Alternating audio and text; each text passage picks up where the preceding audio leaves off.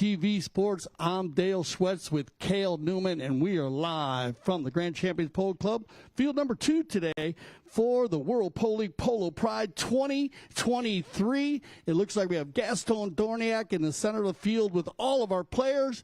So let's meet the players and Cale Newman. Why, thank you so much, Dale. Very happy to be here. Always a pleasure to be a part of this wonderful event. So right now we're going to go ahead and introduce you to the players. We're going to start things off with the team in the blue jerseys. Playing number 1 for Aspen Valley Polo Club, making her debut this weekend, Kylie Jones. A newcomer to the sport of polo, but she's doing fantastic. Next up, her brother, Sterling Jones, no stranger to the Grand Champions Polo Fields. Next up, again, not a stranger, we got Vinny Sangaline playing the number 3 position. And then rounding out the lineup, the professional for that team, we've got Jason Crowder. And Jason is riding HBO, and if you get a little closer to HBO, you'll see she's all decked out in her rainbow gear. So next up, we have the Grand Champions Polo Club team. In the black jerseys, playing number 1, Talbot Logan. Next up, another newcomer to Grand Champions. Happy to have him with us this weekend, Aaron Schneider. And a Polo Pride veteran himself, Ryan Cronin. And then rounding out the lineup, the professional for the Grand Champions Polo Club team, Nito Uranga.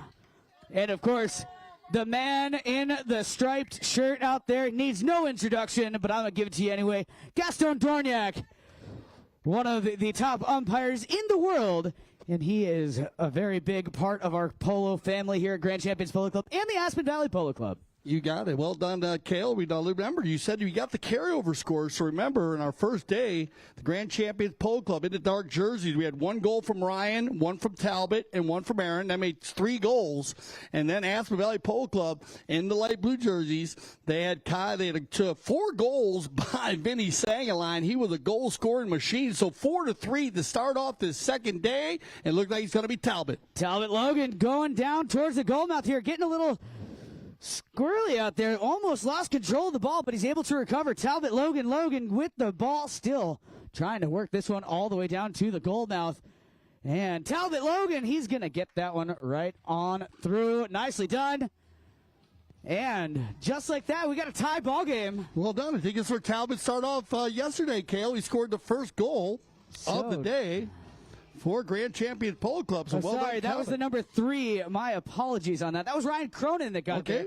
But Ryan. Talbot, you got to give him credit. He got the ball down there, and Ryan with the finishing touch there. So, tie ball game nonetheless, 4 goals apiece.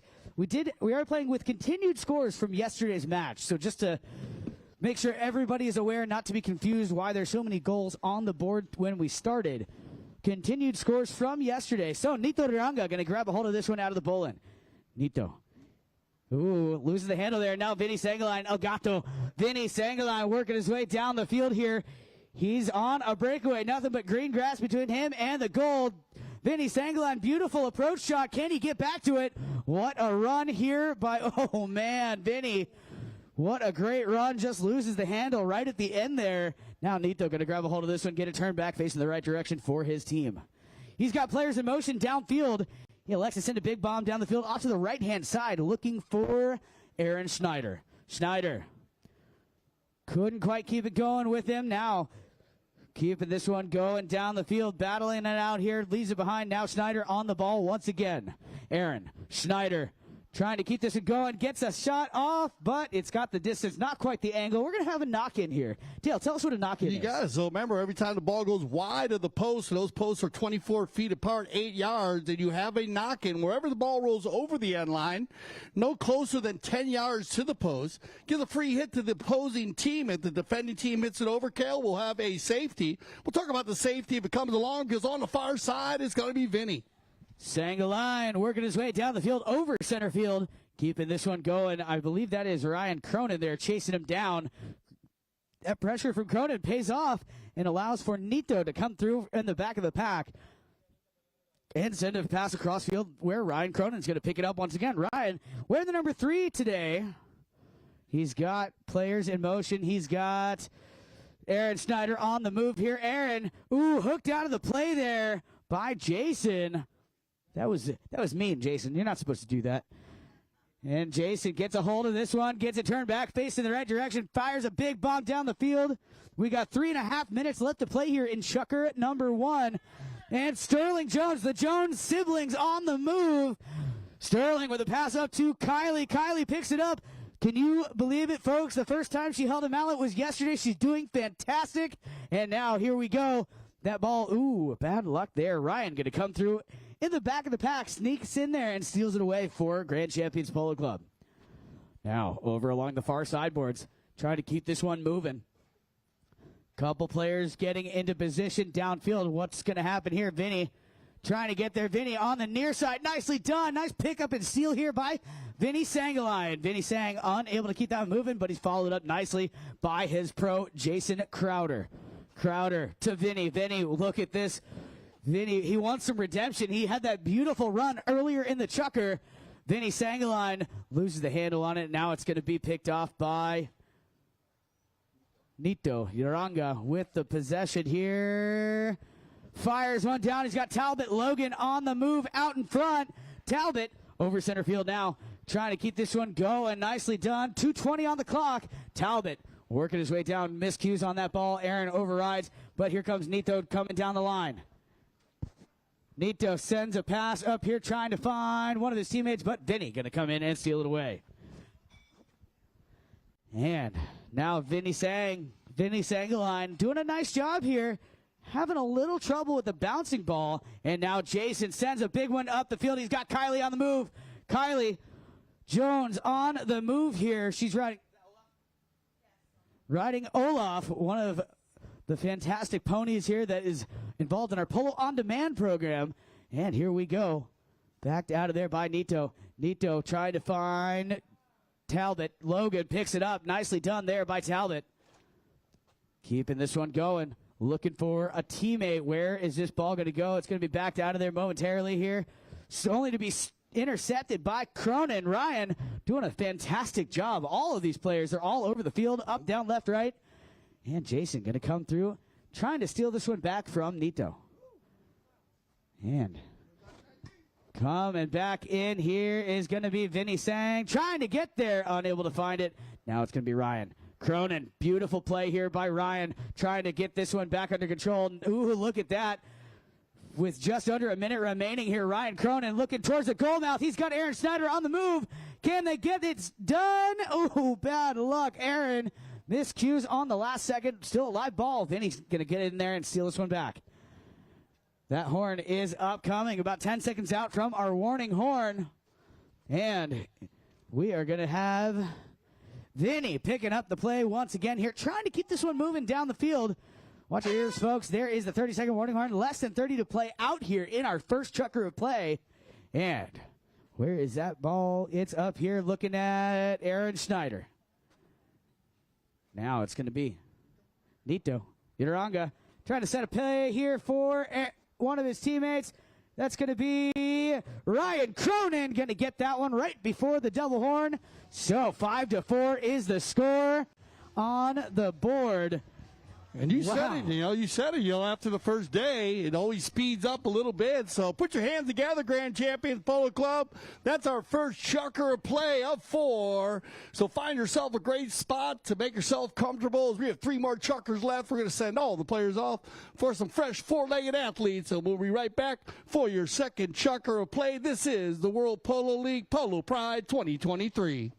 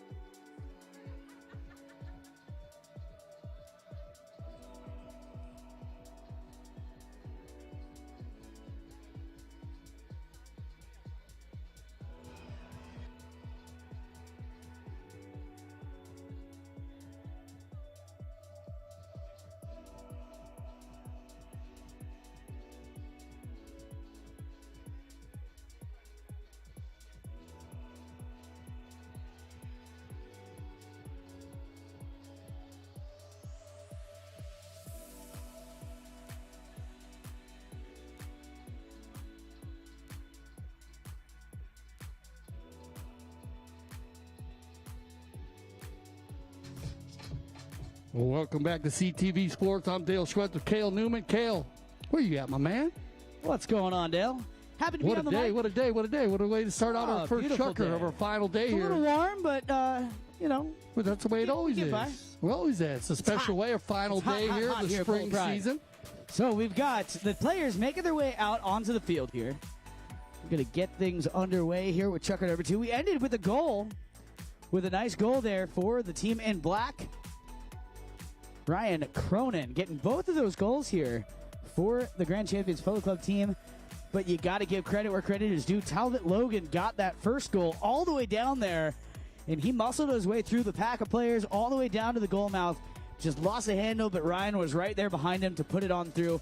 But you got to give Talbot some credit on that one. What a great play by Talbot Logan good, in the first chucker. Good team work well together. And let's also, you got to watch out because Sangaline had 2 breakaway runs. That is true. Sangaline's coming into this one looking for vengeance. He wants some redemption on those missed goals. 4 goals yesterday, so he's tuned up. Here he goes. Speaking of Vinny Sangaline working his way down the field here. Oh, no. Left it behind. And it's going to be backed out of there. Vinny, he's definitely hungry for that goal. Vinny, back on the ball. Here he comes, looking to get some redemption here. Vinny Sangaline, gets his pocket picked there by Iranga and Jason there, keeping a close watch on him. Coming down the field, Vinny Sang going to get this one, disrupts that play. Nicely done there by Vinny Sangaline. Doing a great job here. Leaves it behind here for Jason Crowder. He's like, you take this. I'm going to go forward. You give me the ball. And the play almost worked out, but here comes Talbot coming in, disrupting that play. That was a nice little maneuver there by Talbot. You know, got himself just in the right position there to disrupt that play. But here comes Vinny back on the ball.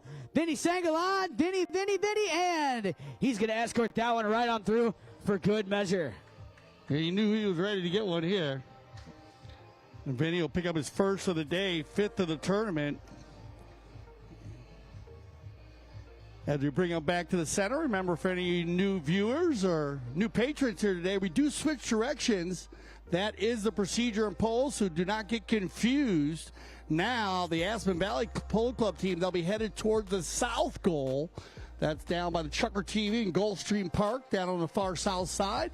And Grand Champion Polo Club will be headed towards the scoreboard, towards the north. Gaston Dorniak has the ball lined up, and away we go. Ball's on the ground. Talbot Logan going to grab a hold of this one quickly out of the bowl-in. Nicely done here by Talbot. Working his way down the field here, trying to keep this under control. Got a little bit out of reach, though.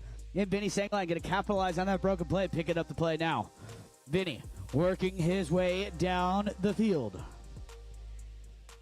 Vinny Sangaline doing a fantastic job here. Vinny. Wow.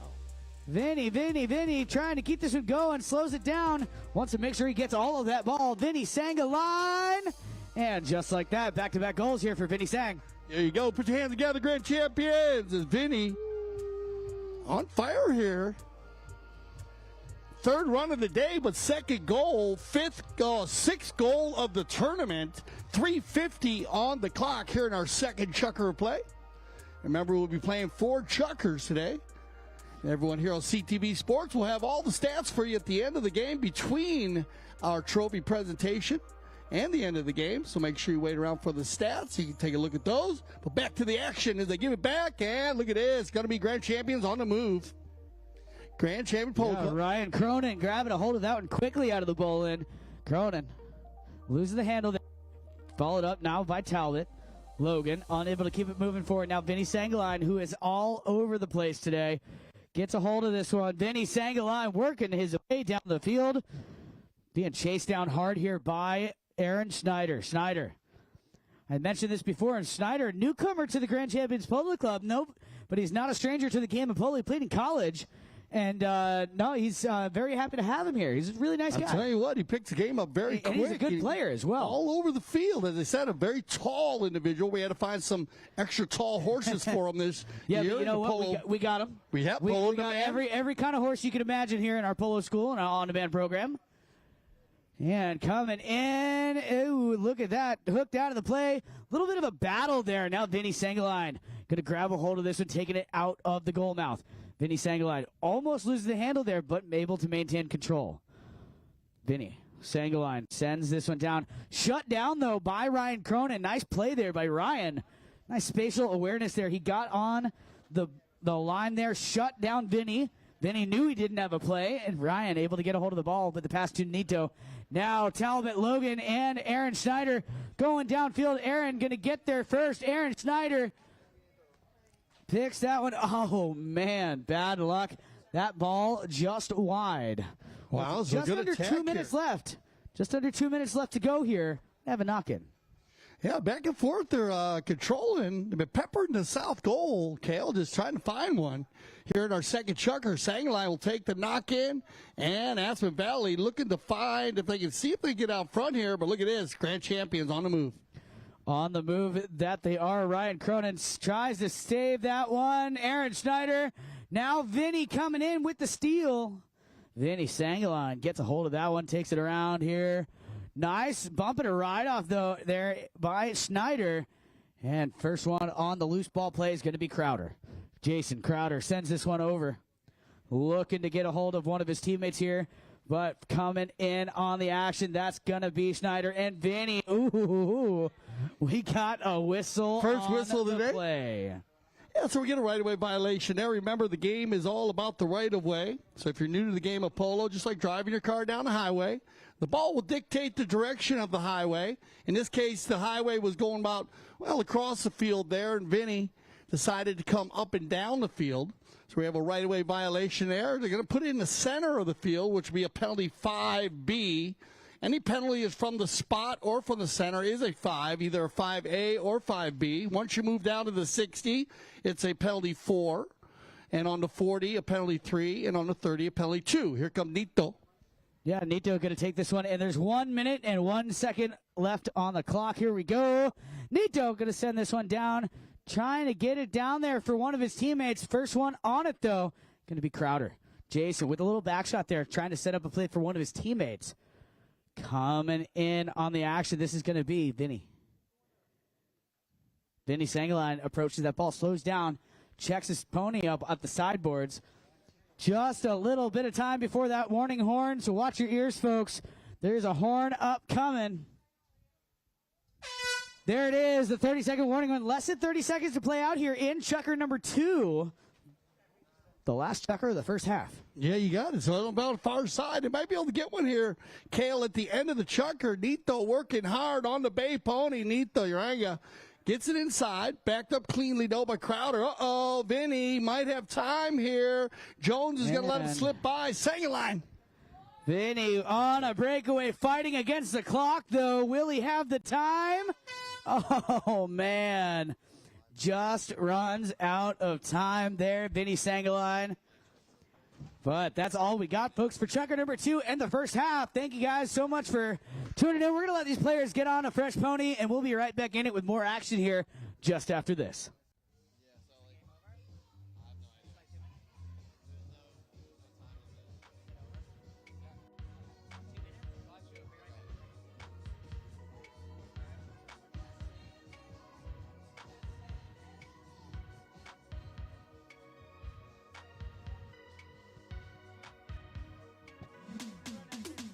I got my mic.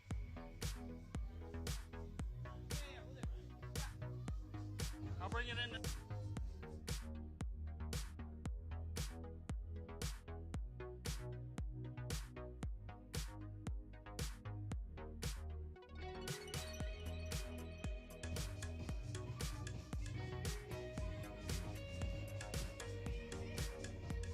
Check.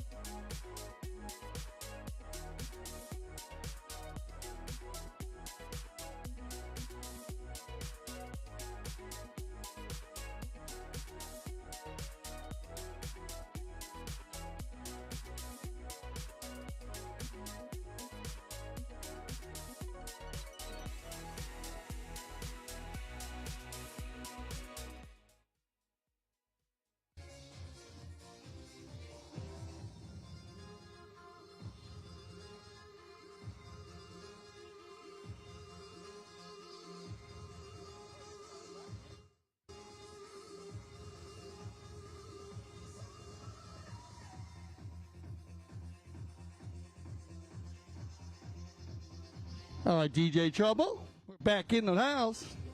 We line out here for our second half.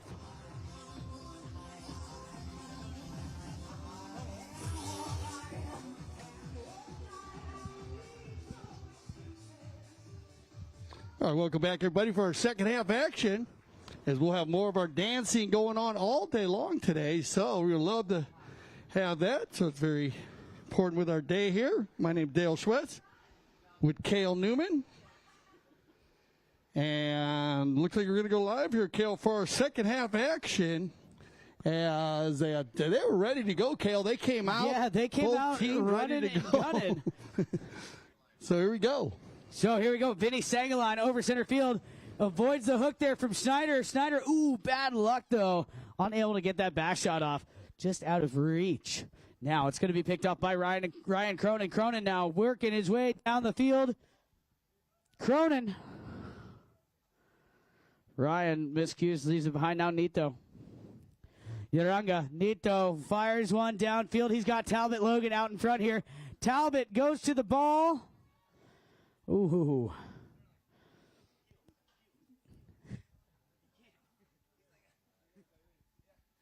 And here we go. This is going to be Vinny Sangaline. Loses the handle there. Leaves it back behind here. Ryan called off there by Nito. Nito now. Nito, he's got some targets to shoot at. He's going to send ones right down the middle here. Looking for Ryan Cronin. Cronin, can he get there?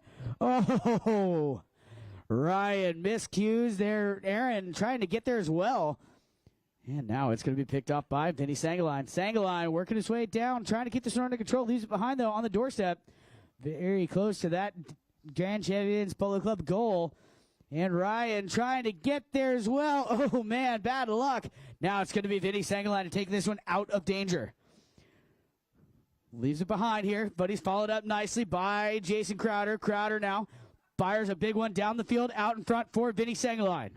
Sangaline working his way down the field, being chased down hard by Aaron Schneider.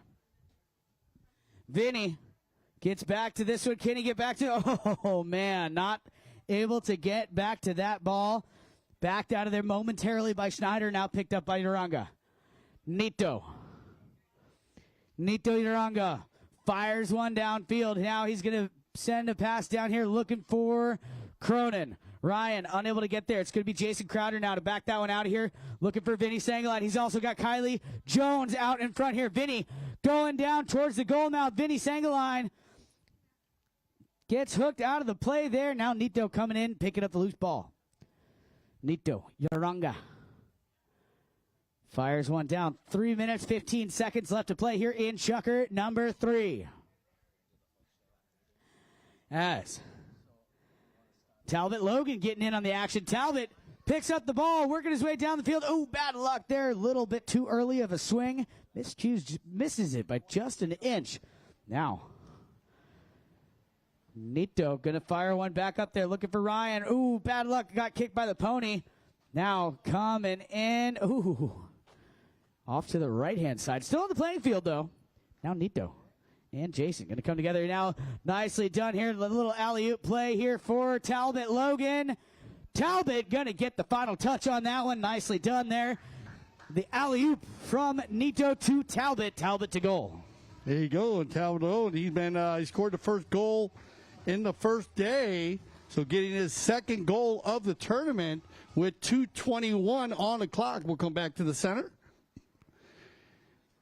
As you said, Cale, we have so many new viewers tuning in daily here. One of the most, I guess one thing that all polo players have in common is they play polo with the right hand. Yeah, and that is a rule. Regardless of whether you're right-handed or left-handed, you must play right-handed. You got it, so that's a common factor of all polo players. Oh, polo trivia for you. When was that rule introduced, Dale? Yes, sir. When was that rule introduced? Well, you got me. Do you know? It was in the 70s. Yeah, because, you had a few. You had Ski Johnson and Lefty Lyle, Lord Lyle. Yeah. That's who I actually had the opportunity to play with as a left-hander. But here we go. Back to the action here in our third Chucker play. It's going to be Sterling. Now it's going to be the Jones siblings here. Sterling unable to get back to it. Nito coming in. Now, Kylie Jones. Kylie Nice little pickup here. Again, Kylie again out in front. Doing a nice job here. Kylie Jones showing us how it's done. The newcomer to the sport of polo doing a fantastic job. Dale, look at this. Look at this run to goal. Look at this. She held the mallet for the first time yesterday. Very well done. What Amazing job. Out here, she is doing such a fantastic job. And you know what, Dale? I think we're going to see more of her. Oh, that's good. I'm glad to see it. I think she got the bug. Sterling, one of our family members here at the Grand Champions Polo Club, Aspen Valley Polo Club, CTV Sports, Logan. Logan miscues now. It's going to be Sangaline coming through just a handful of seconds before the warning horn. Let's see what's going to happen here. Logan going to goal. Talbot, Logan, Talbot, Logan. Oh, bad luck. But he's followed up nicely there by Ryan Cronin. Cronin, his shot. Cronin going to get the final touch there. And put the ball right on in. What a great chucker that was. We'll be right back with more action here after this break.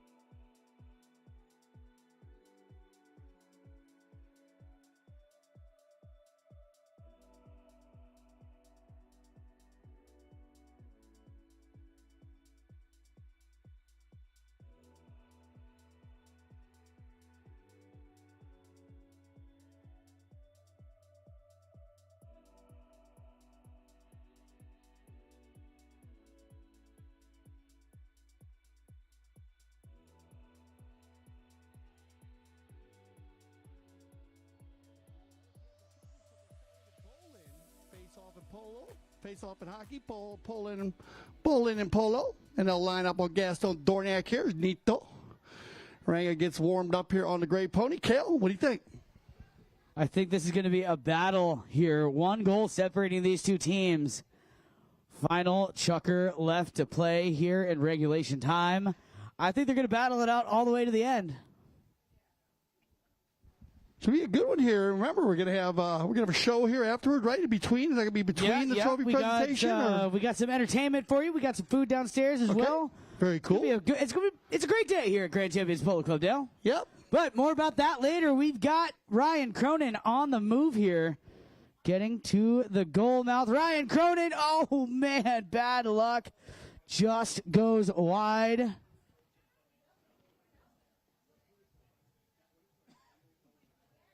Ryan doing really well here, Kale.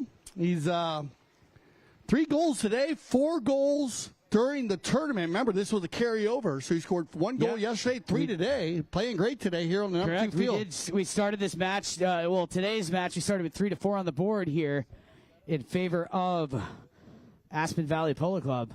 Now Ryan Cronin with a lead here. They lead by 1 goal. Grand Champions Polo Club on top here. Now Ryan, beautiful shot down along the ground, looking for Schneider.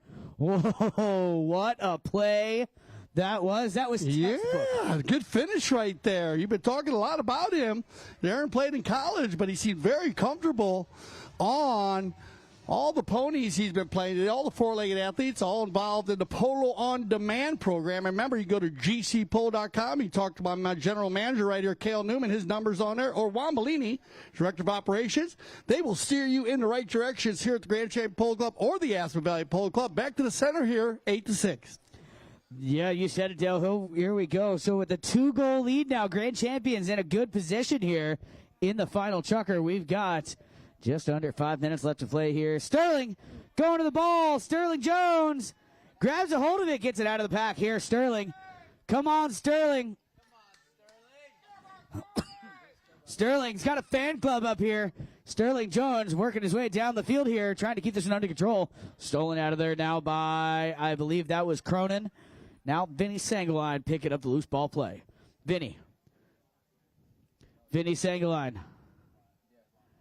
Vinny looking to go down here, working for, trying to get this to the goal mouth. Vinny Sangaline unable to make it happen. Cronin going to get a back shot off. And now a little bit of a stalemate down there, trying to get a hold of the ball.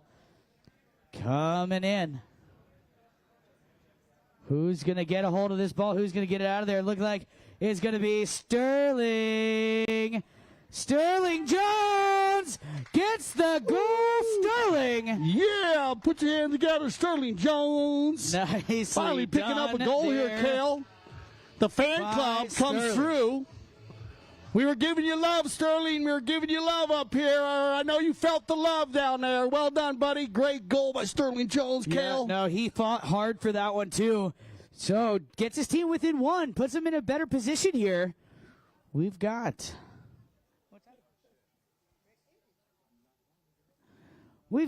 just over 3 minutes remaining here. So, still plenty of time for Aspen Valley Polo Club to get another goal or 2 on the board. But not when this is going to happen here. Look at this. This is a great run here by Ryan Cronin. Cronin unable to make contact with that one at the end. Now it's going to be stolen out of here by Vinny Sangaline once again. Vinny sends this ball to the sideboards. Nice little play here. Sets himself a pick. Now Vinny, surrounded by defending players, trying to keep this one going. And here we go. Vinny unable to keep that one moving. Now it's going to be Nito. Iranga. Nito. Gets a hold of this ball. Gets it turned back, facing the right direction now. Nito. Uranga. Keeping this one going. Nito. Fires one over here, looking for a teammate. 2:18 on the clock. It's going to be picked off here by Jason Crowder. He sends his players downfield.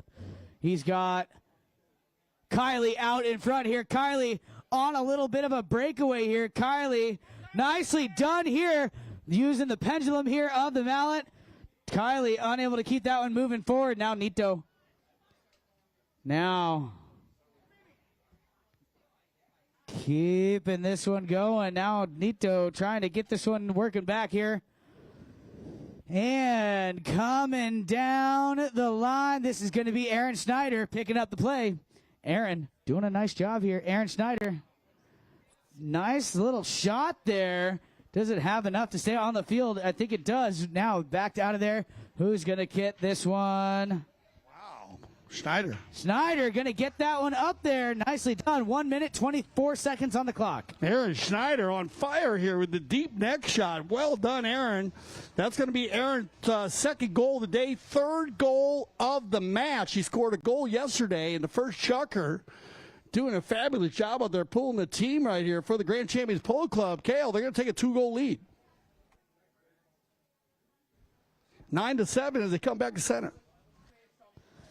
In center field, coming out of there. Ooh, Ryan Cronin. He's hungry, man. He wants to get a 3-goal lead here on the board. Ryan Cronin on the breakaway. All by himself. Ryan Cronin. And that one's going to carry on through. Great goal here by Ryan Cronin. Just a handful of seconds. More importantly, goal number 4 today, Kale. That's his 4th of the day, 5th of the tournament. There's a 30-second horn. They'll go ahead and play this one out, but I think they're going to go ahead and shake hands, Kale. They play this one out, 7-3. So it looks like the players are going to shake hands. We're all friends out here, so that's going to mark the end, folks. What do you think? Put your hands together, ladies and gentlemen, for both of these teams. And, of course, the four-legged athletes and everyone in the behind the scenes that put all of this together. What a great event. Players shaking hands with each other. Love to see it. So final score 10-7.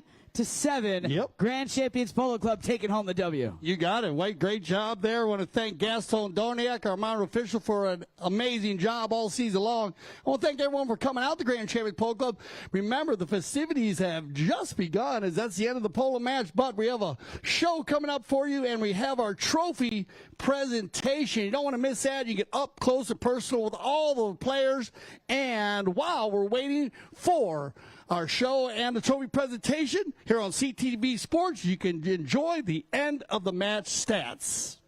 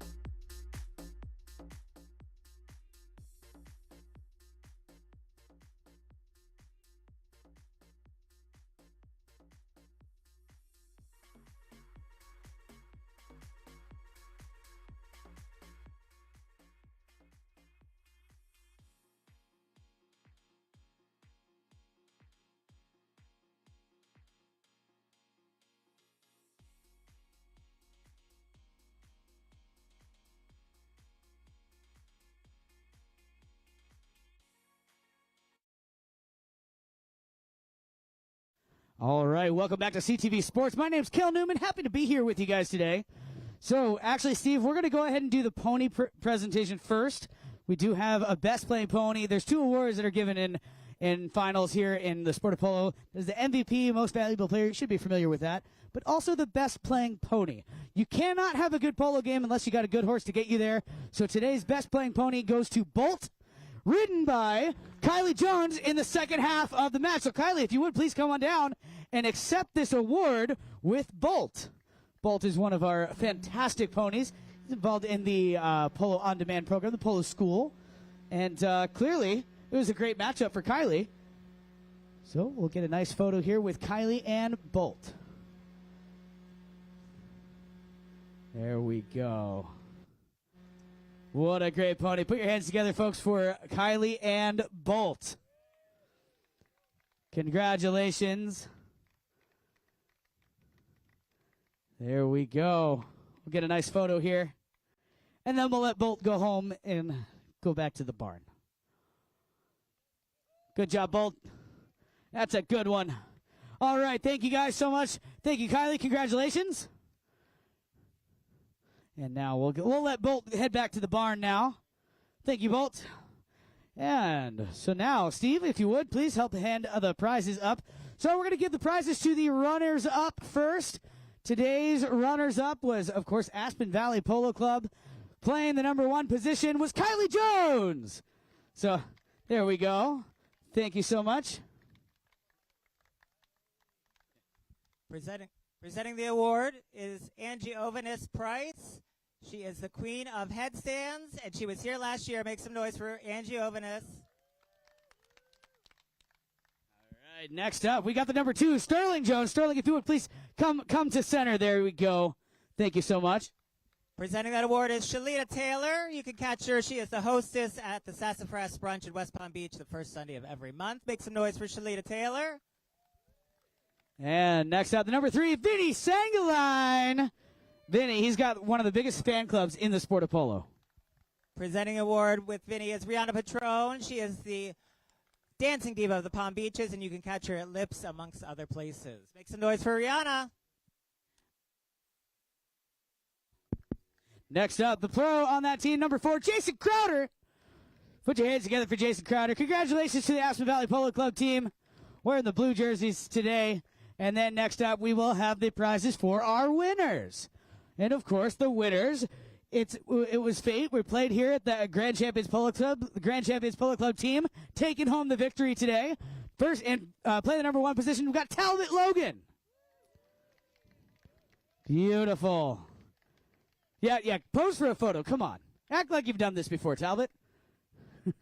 Next up, playing the number 2, a newcomer to Grand Champions. Very happy to have him with us this year, Aaron Snyder. Congratulations, Aaron. This is his debut here at the Grand Champions Polo Club, and I have a feeling we might see more of him. Next up, no stranger to Polo Pride, Ryan Cronin playing the number 3 position today. Come on, Ryan. Come on down. Get your photo taken.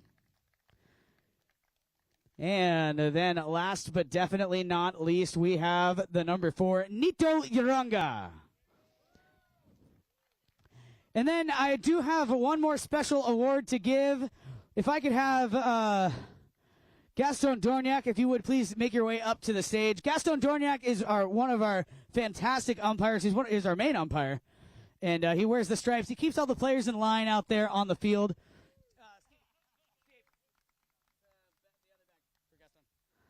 So we do have a little prize to give to Gaston. So, Gaston, you can't present the prize to yourself.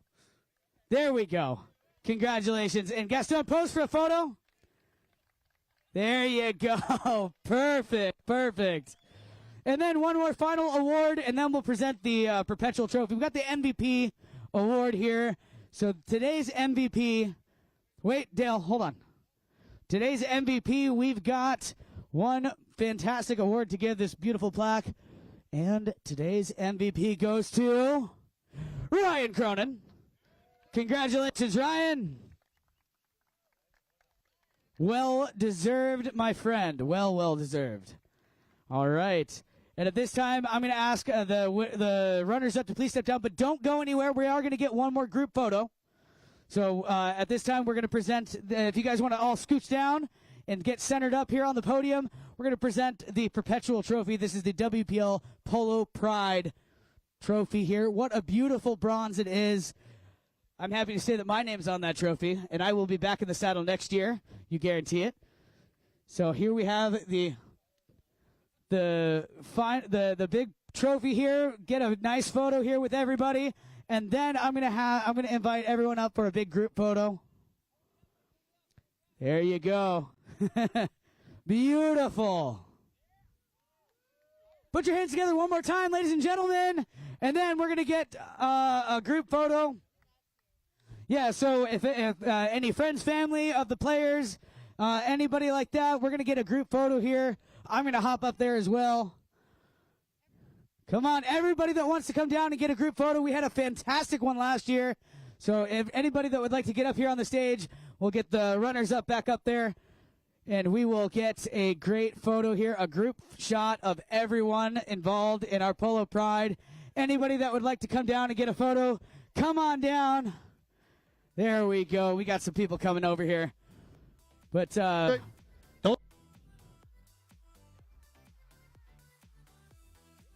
get the Kale. All right, Kale. Good, Kale. Don't be shy if you want to get in the picture now. Come on. Melly. Melly. Oh, Melly. Melly. Melly. Melly. Melly. Melly. He's coming. Yeah, put your hands together for Melissa Gansey. That's what it's all about right here. Great job, of course, Mark. We want to thank DJ Trouble.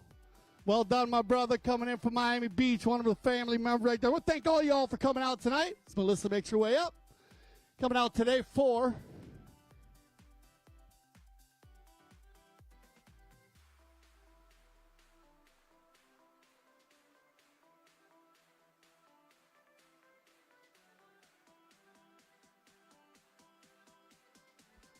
all right, here we go. Give Melissa up. What a great job. Great game, everybody. Love you guys. Pablo's coming. Spinaci. Dale, Pablito. Vamos, way. Dale, way. Come on, Tamacho. Rosie. Put your hands together one more time for our crew right here. This is our AVPC. Melissa Gansey, Rosie. 9 Paul. Alejandro Villa Estrada. Tamacho Pierres. Pablo Spinaci.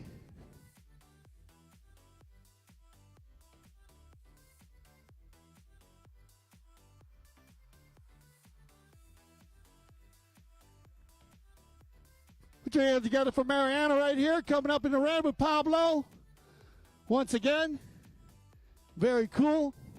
I'm going to get on the side here.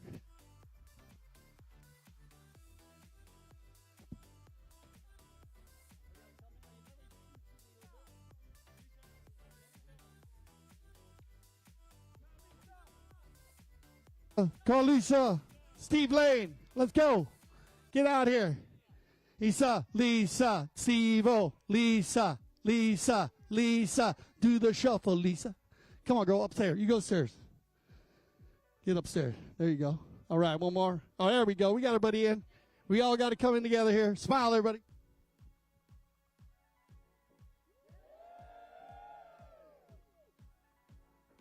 All right, once again, thank you so much. What a fantastic time. Watch yourself coming down, Rose. Watch yourself come down, Mariana. Yeah, we love you, my brother. Watch your steps. Ladies, watch your steps. I know you got the high heels on there. Be careful. Be careful, be careful, be careful, be careful, be careful. There we go.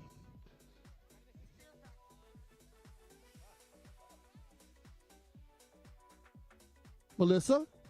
Thank you, Melly. Spectacular time. Penny, as always. Aaron, good job. Carol Newman, great job. MVP, Carol right there. This is what it's all about here at the Grand Champions Polo Club. We want to thank everybody for coming out. We got DJ Trouble still going to be spinning the beats for you. But for Carol Newman, I'm Dale Schwetz, and I speak for everybody at CTV Sports when I say thank you for making us the leaders of polo broadcasting. And when you see pride polo like this going on at the Grand Champions Polo Club, you understand why we say at CTV Sports, we love the polo!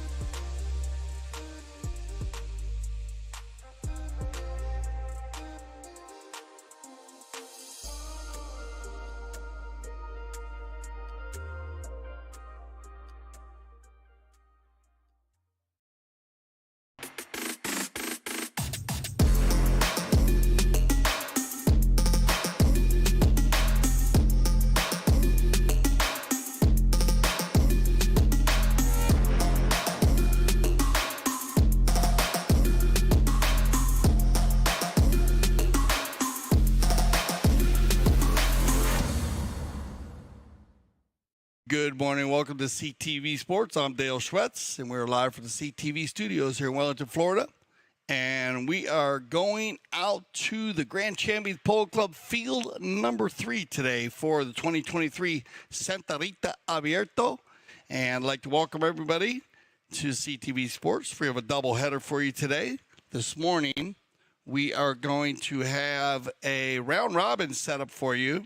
So we have 3 teams coming in, Newport, Casablanca, and Santa Rita. We'll start out with Newport and Casablanca. It looks like Newport's going to be in their white jerseys today. Casablanca and Santa Rita. We'll have our doubleheader, as I said, so join us this afternoon. And we'll have Sebucan going up against Travieso.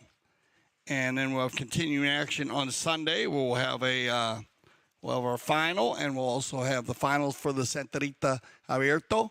And we'll have our round robin for all our runners-up. It should be another great final. This is our spring polo. And I'd like to welcome everybody to spring polo. If you're looking to play some fun, open-style polo, great for young players to develop their skills, and also great for those young four-legged athletes to develop their skills. Fields are amazing. The energy is always great after an amazing winter season we had here at the Grand Champions Polo Club.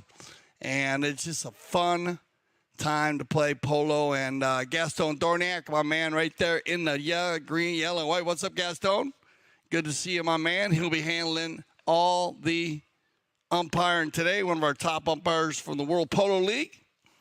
And Gaston had an amazing season this year with the 5th season of the World Polo League. You can always go back to any of our platforms and review any of the games. Right there, Pablo Spinacci wearing the number 3 for the Newport team. That'll put Fred Mannix at the number 4. So as they all get ready to come out, it looks like we're going to have Larry Austin playing the number 1. Gene Goldstein playing the number 2. Pablo Spinacci wearing the number 3, and Fred Mannix wearing the 4. They'll be in the white jerseys today. Casablanca. And we'll see how they're going to line up. You never know, as they do switch it up at times. But they are playing with Ray Rafu and Grant Ganzi, Nick Rodan, and Juan Bellini. We have a 13-goal team against a 14-goal team today. They will play on the flat, though. It is open style here during our spring season. There's a good shot of Juan Bellini there in his pink helmet. Director of Operations for the Polo School.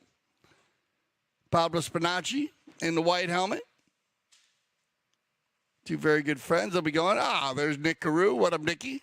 Good to see you, buddy. Looking good as always, my brother.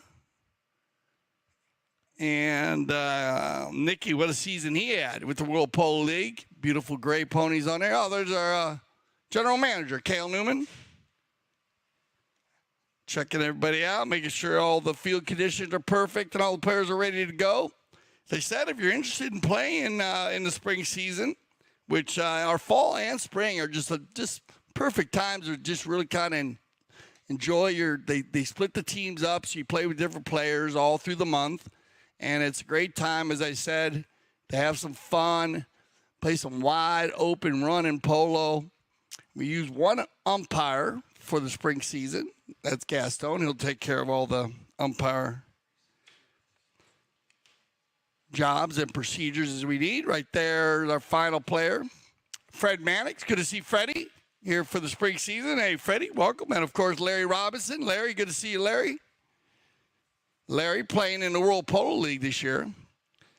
Larry had a lot of fun playing he's played everything. Low, medium, and high goal. There's a great shot of field 3 where we're playing today. Fields are amazing. That's the one thing about the spring season people just don't realize is right after the winter season and that weather changes and the fields, of course, have a lot of polo played on them. And so he's Larry Austin. Yeah, I'm saying thank you, Steve. We got, of course, we have our second man in the stands, Steve Lane. He'll be out there on the iPad. If Gaston Dorniak does need some help or need time to review a play, he can check with Steve. Also, for all the triggers are in place. What's up, Freddie?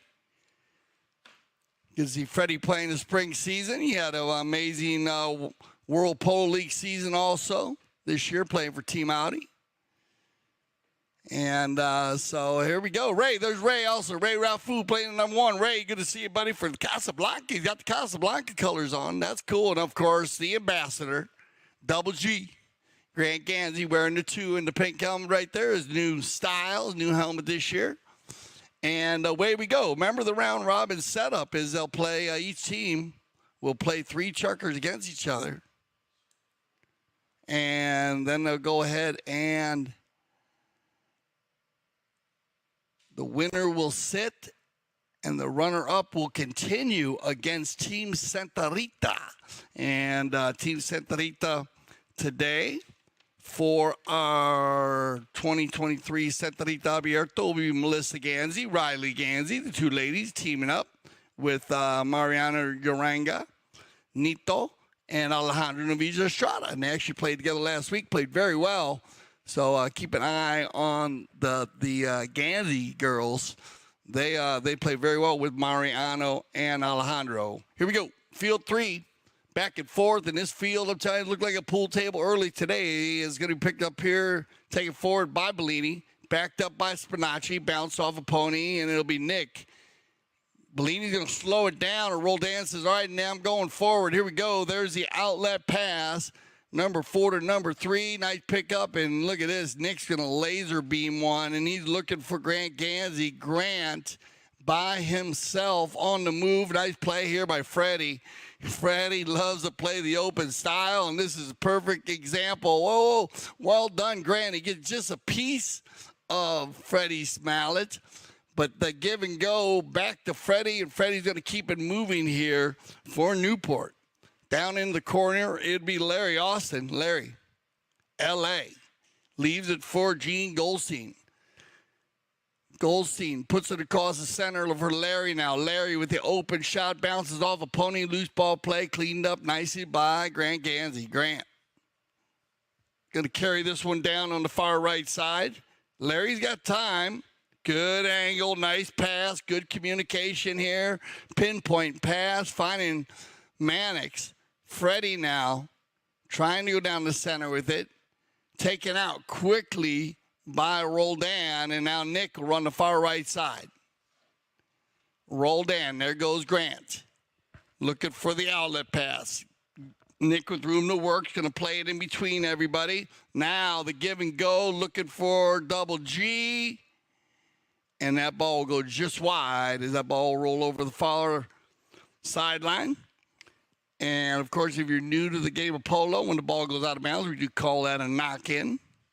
And remember, as they get to the center after goal score, we'll switch directions. Field 300 by 160. That's yards, and that's 9 football fields.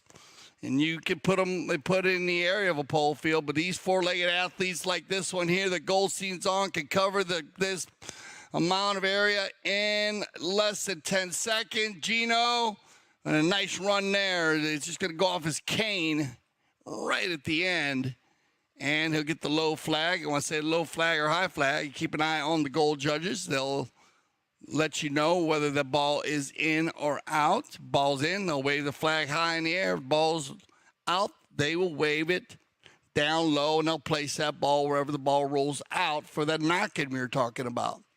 If you have any questions or want to learn how to play the game of polo, you can go to gcpolo.com, and you can get all the information there.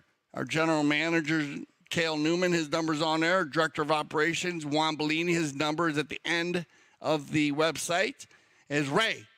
Nice approach shot, Ray. That might go on. It's on. Ray Rafool off the post. And, yeah, Ray, first touch of the game. And what a touch it was as he gets his first goal of the day.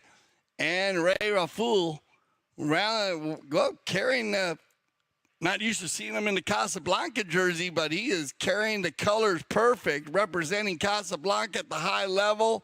Perfect move.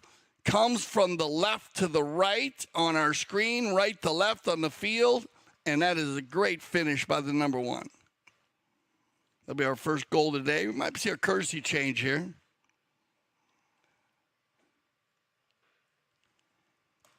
So it looks like there's going to be 3 minutes on the clock, and I'll go for a courtesy change here. And remember the Santa Rita Abierto, the second of 6 spring tournaments. We had the Sun Cup, and here at the Grand Champions Polo Club. We're going to have 5 teams compete in a 2-day tournament. It starts today on Friday. We have Casablanca, Newport, Casablanca, Santa Rita. Here's your round robin setup, and they'll play in this round robin, and we'll determine a winner, and then we'll have Sebi Khan play against Travieso. That should be a fun. Sebi Khan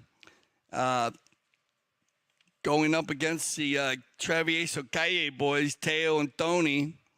And I know Carolyn will be watching, so they'll have all the energy on the internet.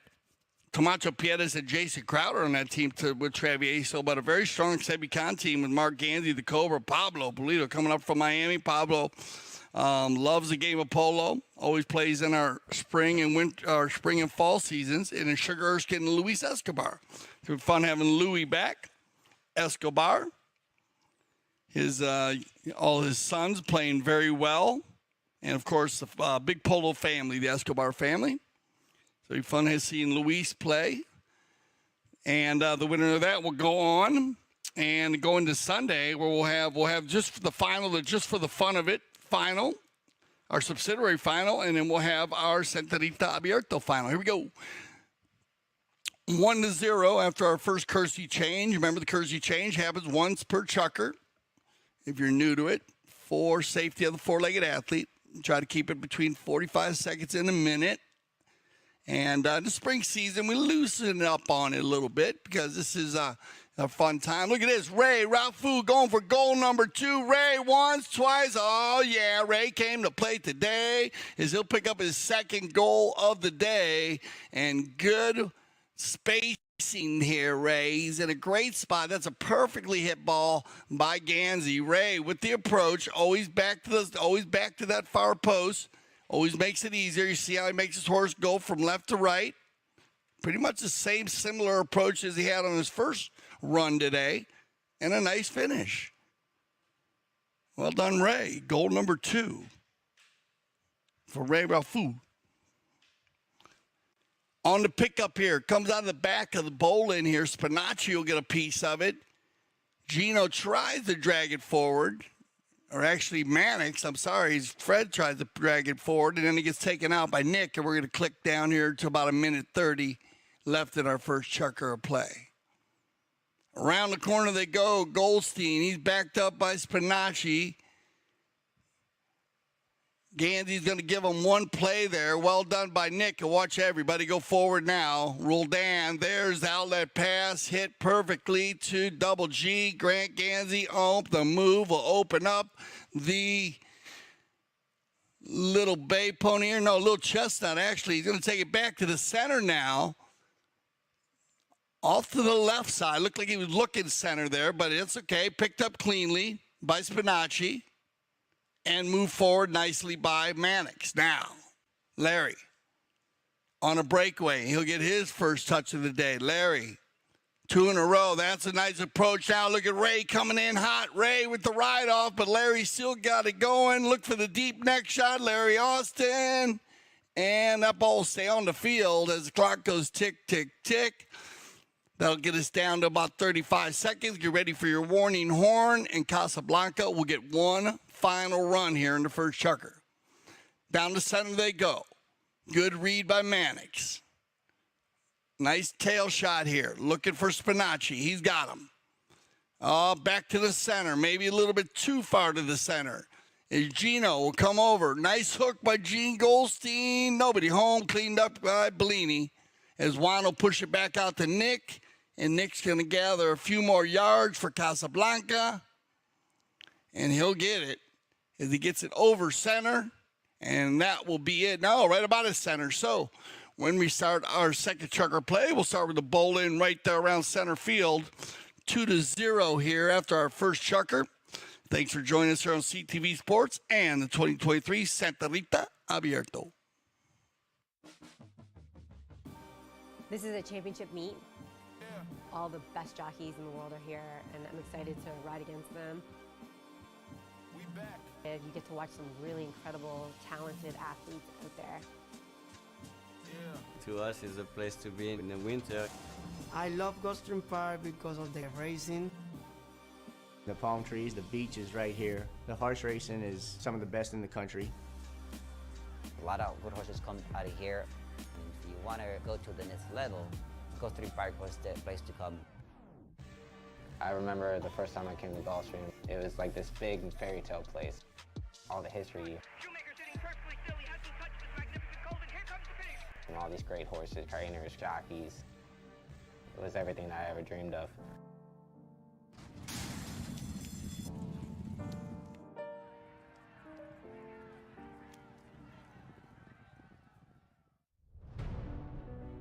We were excited to start. The field was amazing.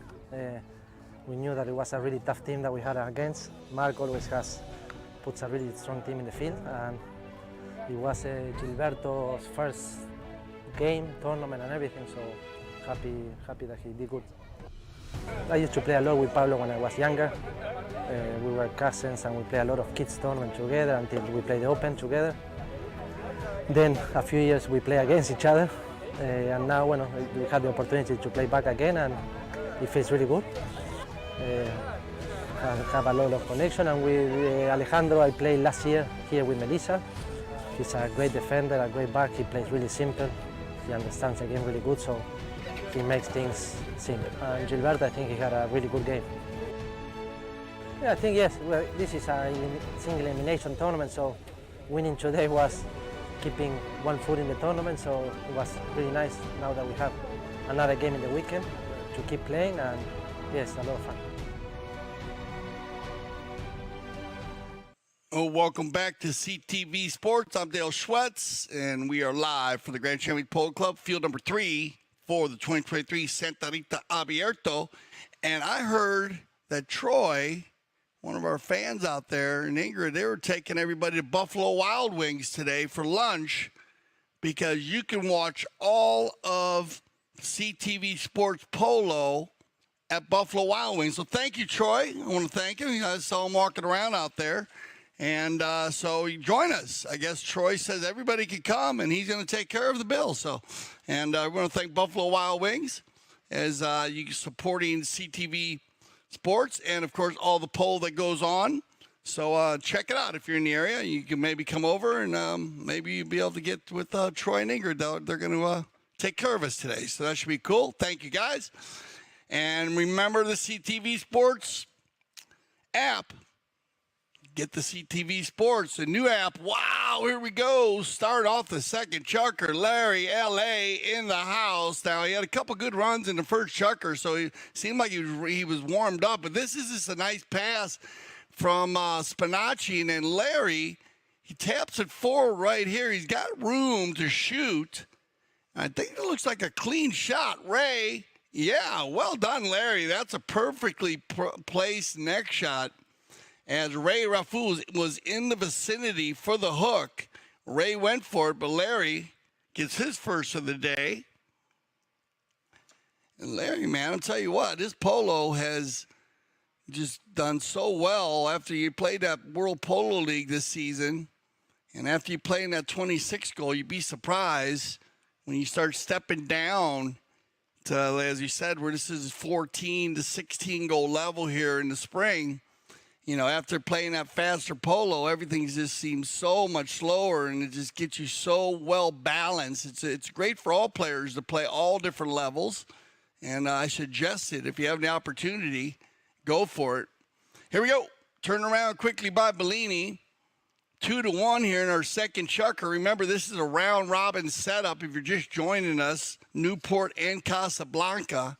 On the ball right here, turned around by Spinacci. And Newport in the white jersey, Pablo working it down the right side. He's got Gino going forward. Larry, one more time. Whoa, just a little click, one click behind him, turned around, and taken forward by Roldan. NR.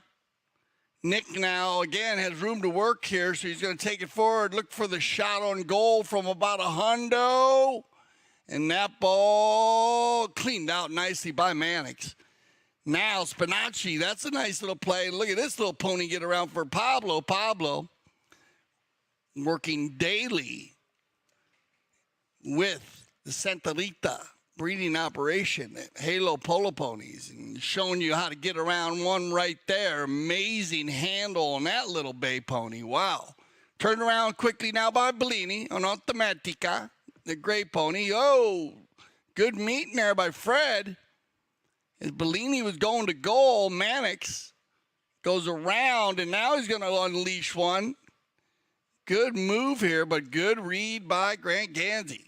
Double G, back around, down the center, though, and it gets met by Goldstein, but collected well by number 3. And there goes Grant now off your screen. Now look for the big ball to the left side, looking for Ray or Grant. Larry overrides. Backed up hard by Freddie, and he'll find Spinacci. Pablo getting a lot done here on the little bay. Wow. Slamming on the brakes, laying it down right here. Now Pablo. Nice ride off, though, by Bellini. Bellini keeping the pressure on. Down the center. Gino's got time. Good pickup here by Goldstein. Moves from the left to the right. Now the shot on goal. And just off to the left. So Newport shooting at the goals. We click down to 245. That'll keep score 2-1. And it'll be Juan Bellini to bring in a knock-in here. Juan, nobody coming to him right here, so he might as well just keep it moving. He's going to take about 100 yards, and he's going to find Grant Gansey down the center. Grant. Drags it forward one more time.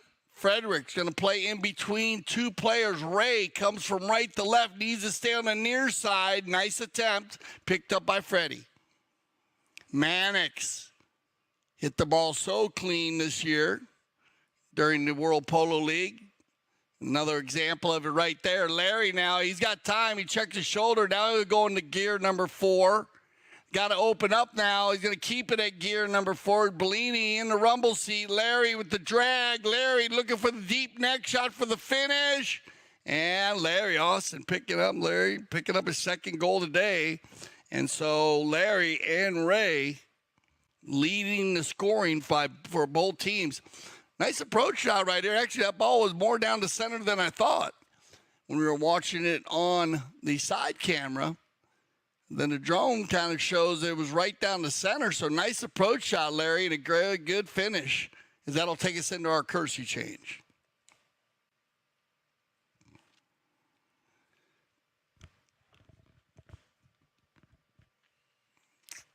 Last year's Centrita Abierto, we had two talented teams featured, Work to Ride. We had student athletes battle it to a tie. Grand Champions team won. And we had Gigi Besclez and Sierra Harris, Mark Haley, and Hetta Castanola. And then you went with the Grand Champions team with Alicia Pernera, Messiah. Gav said he played in. Messiah actually played in. Sandy. He played. Griff Sandy. He played up in Philadelphia with Mark Harris and Barto Castanola. So and it was a 7-7 game. The Grand Champions 2. They actually were leading 7-6. Hit the Castanola score with 9 seconds left to finish it in a tie. But always check out the Work to Ride program also. It's an amazing program out of Philadelphia. We were there. The CTV Sports was there to help them launch their first annual fundraiser there in beautiful Philadelphia. What a great time that was in September. And it is a lot of energy. They come out for that, and it was just a great program, great to see. So check it out, Work to Ride, and you can, of course, help out the program, which does a lot for young youth in the inner city of Philadelphia and all over, actually. And they're building a brand new facility. So donations are always accepted. Juan Bellini on the move, and Juan's going to get the high flag there. And a nice run by Bellini. Oh, I'm sorry, by Grant. I said the pink helmet. I said, whoa. And that's going to be Grant. Nice pickup. I thought he looked too smooth to be Bellini.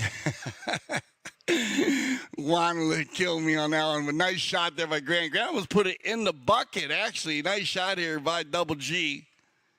And that'll be his first of the day. Making it 3-2.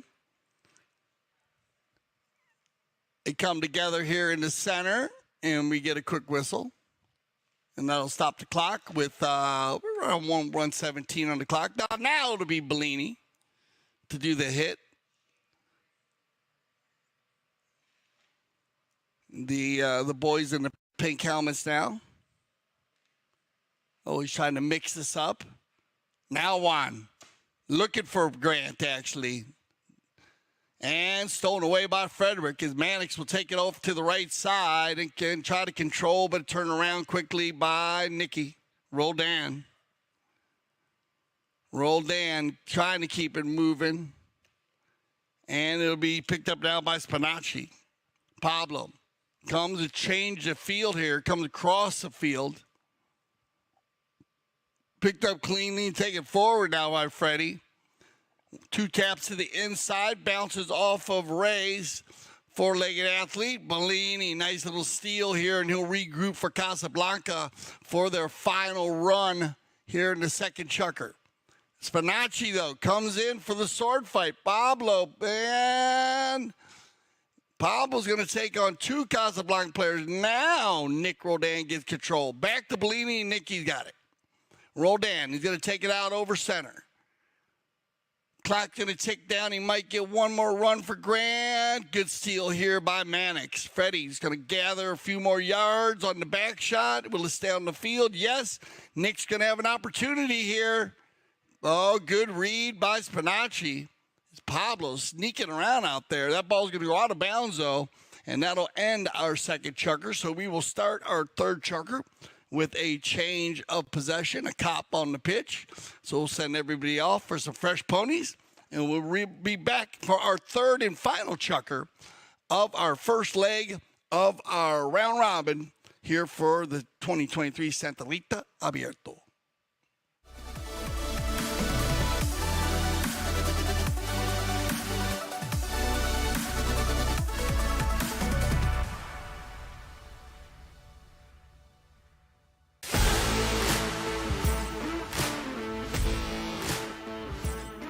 We're here at the Santa Rita Polo Farm where the PTF Polo ASSN Junior Tournament is being held for the first time ever at this location. And I mean, could you get a more beautiful venue? Probably not.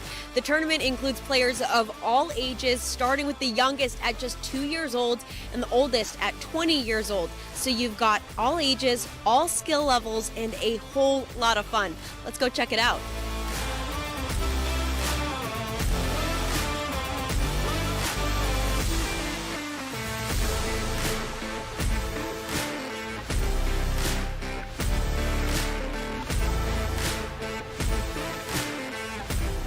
It reminds me of my days when I was in that position playing the kids tournament, and for us it meant the world. So I'm very happy to be here supporting my son and other kids as well, because I think they really enjoy this, and for them it's even more important than for us probably playing the 26 or the 22.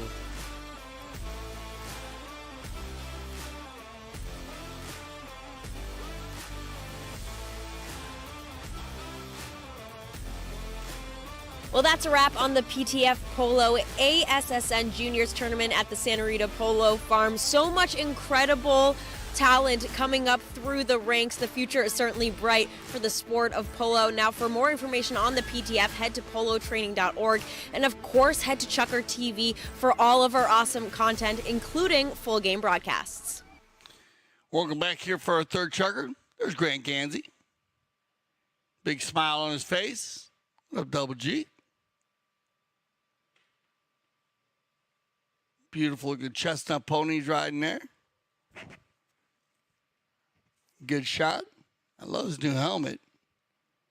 Always has the American flag style in some way. Actually, his last helmet, I was told by Casablanca, some of the group there, that was actually one of the most requested helmets that people wanted to have for themselves. So congratulations to Matt, to Double G being an amazing designer.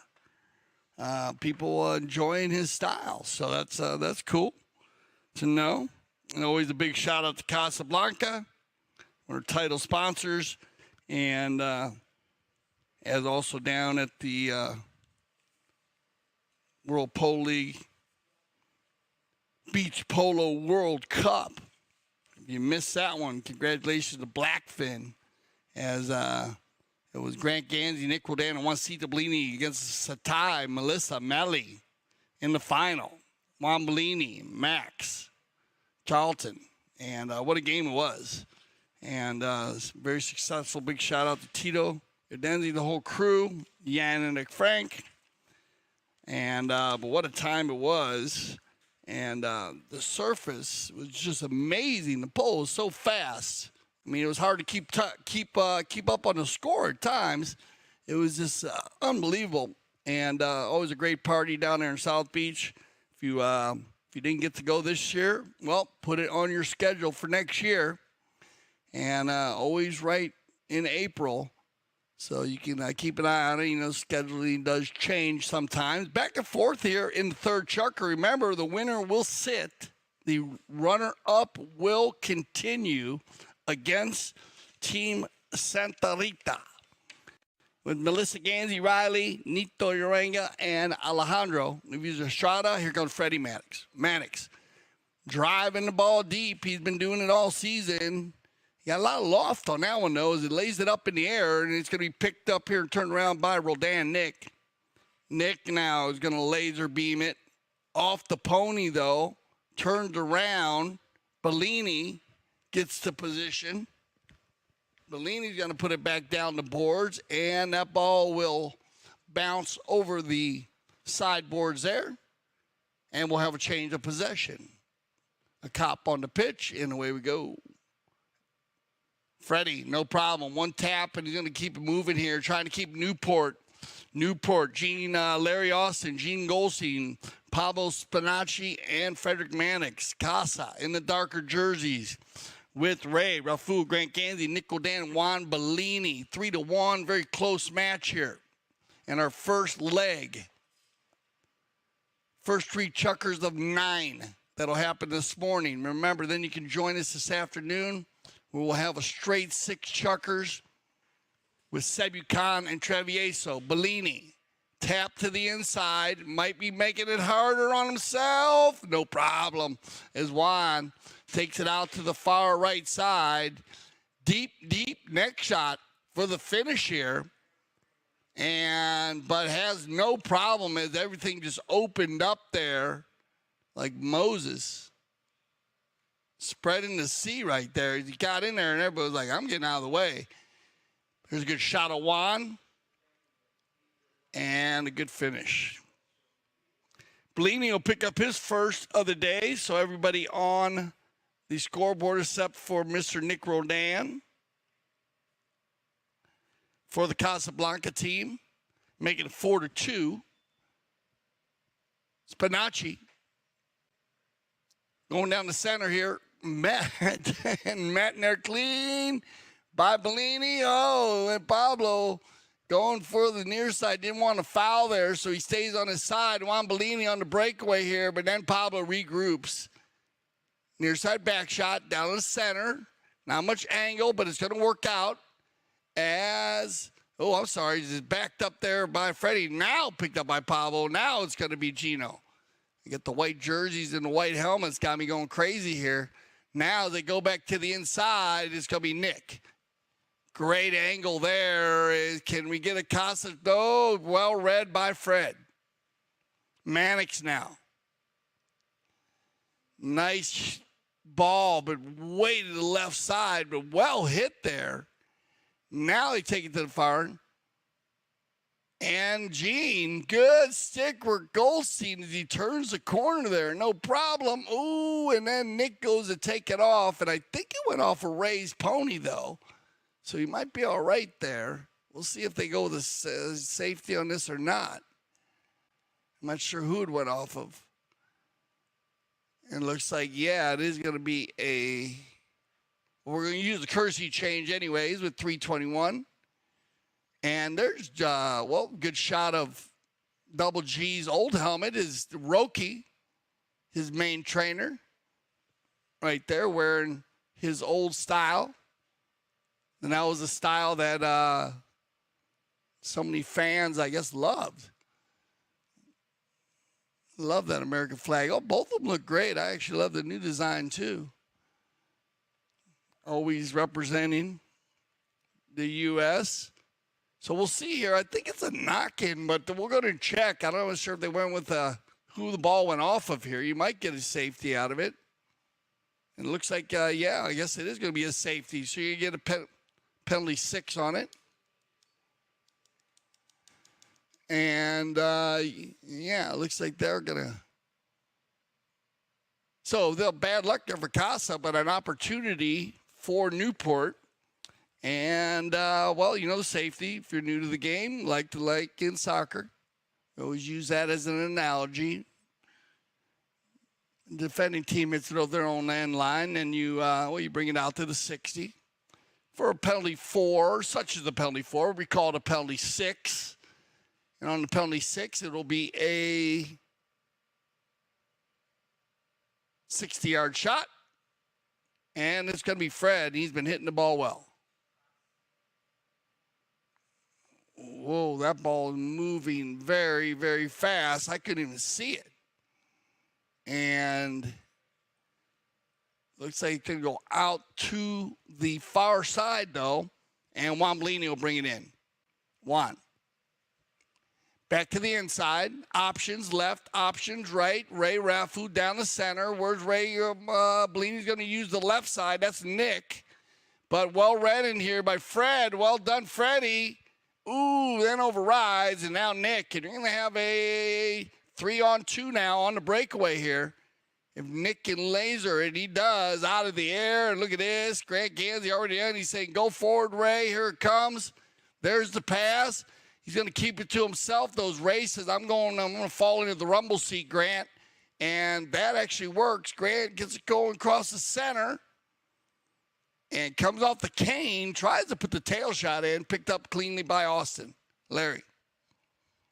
He'll leave it for Fred. Fred's going to put the hammer down on this one. Here comes Goldstein. Gene. On the move, and he is grooving right now. He's going to open this one up. Well done, Gino. That's a nice approach shot. Look for the finish. And well done, Goldstein. And Gino get the high flag. And a great power polo play there by Newport as Larry finds Frederick. Frederick puts it out to Goldstein, and then Gene drops the hammer and is always good at speed. Here's a great shot of him coming here on our end zone cam on the finish. Pulls out the putter, and he'll get his first of the day. So they'll make 4-3 here. Casa with a bit of an advantage with minute 25 left. Remember, this is the final chucker of the first leg. Ray and Nick and Gene. And Nick says, I'll control it. Nick. Round the corner, Nickaroo. Nick. Spinacci's going to go back. Nick's going to slam on the brakes. Everybody's going flies by, and now he'll control it. Now he's got players downfield. Roldan, look for the outlet pass. There it is down the center. Nice ball.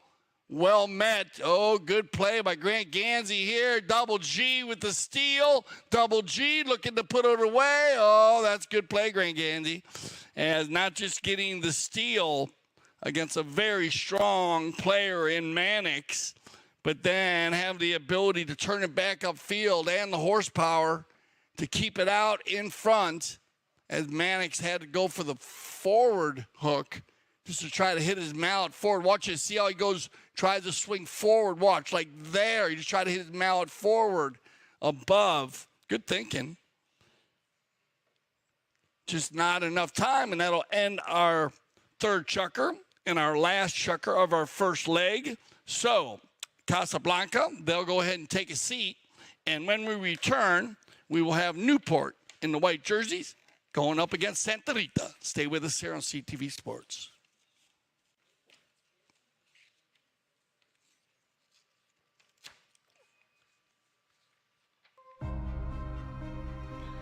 Foot golf is a kind of life, and also it's a combination about golf and football. So I got into sport through social media. Someone approached me on Twitter and said, have you tried it? I'd never heard of it at that point. So I went to my local course and tried it and just completely fell in love with the game. This is not as easy as it looks on your body. It's a lot of kicking. We don't normally kick this many hard kicks in soccer. For me, this and the U.S. Open are the two top U.S. tournaments. It's something we all look forward to every single year. Great fun, and I think everyone will enjoy it when they try it. You can't not have fun. When you set goals at the start of the season and you're able to achieve them at the end of the year, I think I can speak for everyone and say when we set goals and we make the sacrifices that we make, which a lot of people don't see, and then it all comes to fruition, it's a good feeling. I literally live, breathe foot golf.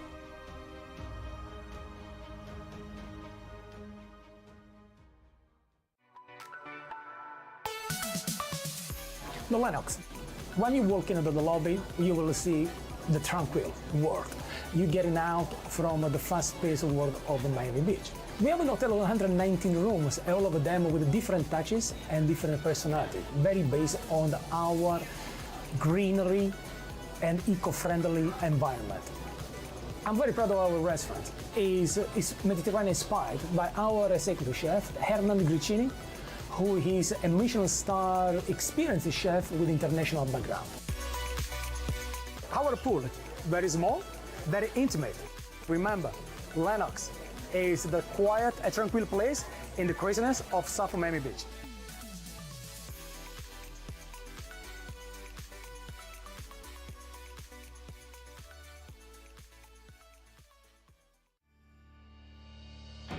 When I founded the Taqueria 48 years ago, the goal was to service polo players fieldside and carry a complete line of polo equipment. Since those early days, we now carry everything for the horse and rider. Anything goes on or near a horse, you're likely to find here in our store. We still have polo equipment made by polo players for polo players.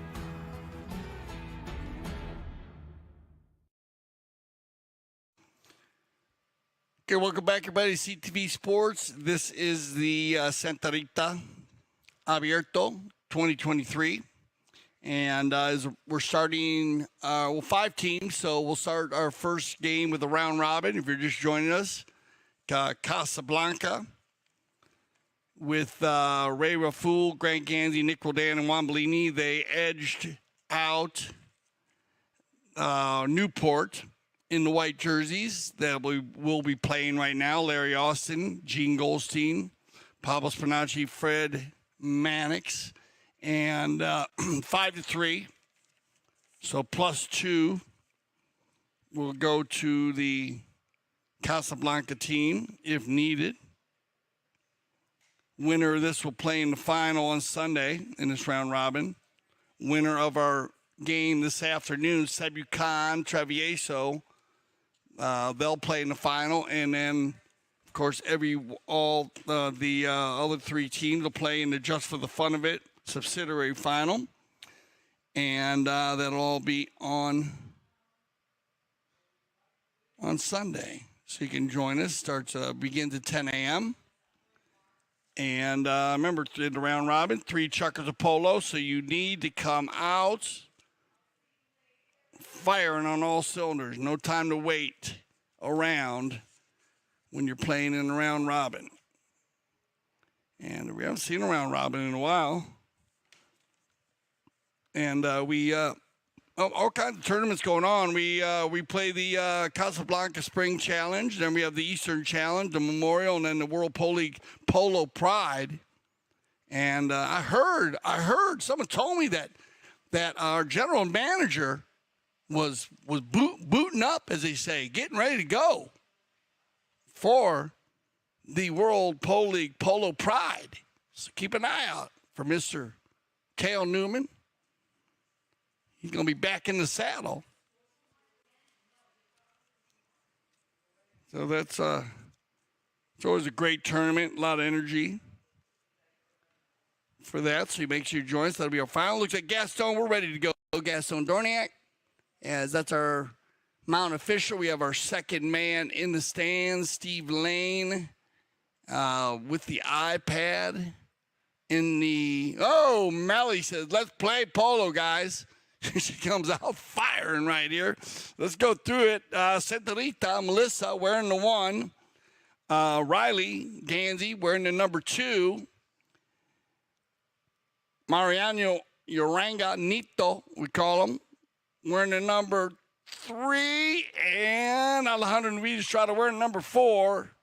And there you go, Melly. Gets out in front and says, let me show you do this, guys. You need to get out and start hitting the ball and get running and gunning early. And Melly takes it right out of the bowling and gets the finish. On the black pony right here. Oh, not much angle there. Wow. That's an easy goal. I didn't realize that ball was so close to the end line. That ball was actually... a couple inches off the end line, so well done, Melissa. Now Larry says, come on, let's get it going here, Larry. And there comes Gino. Gene keeping it out front. Alejandro will turn the corner. Now it's going to be picked up by Spinacci. Now Uranga. Mariano He's going to open it up quickly. Neato. Big ball right here as Frederick will get out in front, but it looks like Melissa might have about 5 lengths on everybody. There's the approach to the center. She got to go from right to left, back from the left to the right. Cleaned up out of there by Mannix. Nice back shot by Freddie. Nobody home, though. Where is everybody? There you go. Larry now. Larry gets a piece of it. Nito will turn the corner. And Riley will fall into the rumble seat. Shot on goal by Uranga, but that ball goes just wide.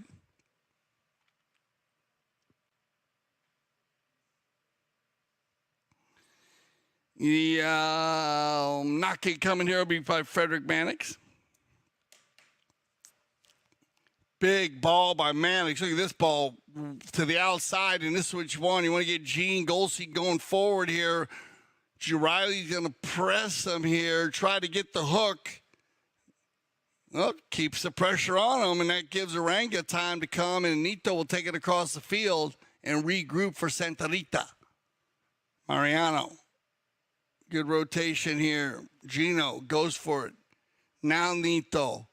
Going to put his head down and drive this one. That ball.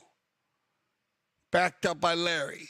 Moved along a little bit further by Frederick. Stolen away by Nito. And looking for one of the ladies. He's got Riley. Well done, Riley. From the right to the left. Keeps it moving forward. But Frederick will control. Snap one down the center. Nobody home. Sep Alejandro. Estrada. Looking for the angle shot. Bounces off a pony. Uranga, no play there. And a good thinking, Nito, he'll stay out of it. Loose ball play. Leave it for Larry. Larry with the one-timer. But good positioning by Estrada. Alejandro now also playing in the World Polo League this season. Coming off an injury, but doing well. Uranga has been here all season, playing and also playing in all different leagues and also helping with the Polo School. Now, that's a pretty approach shot. Melissa Ganzi, perfectly approached. Oh, right in front, and she pulled the trigger just to the left. Just off to the left. Bad luck, but a nice approach shot there, and that'll take us into our courtesy change. Our first courtesy change of our second leg.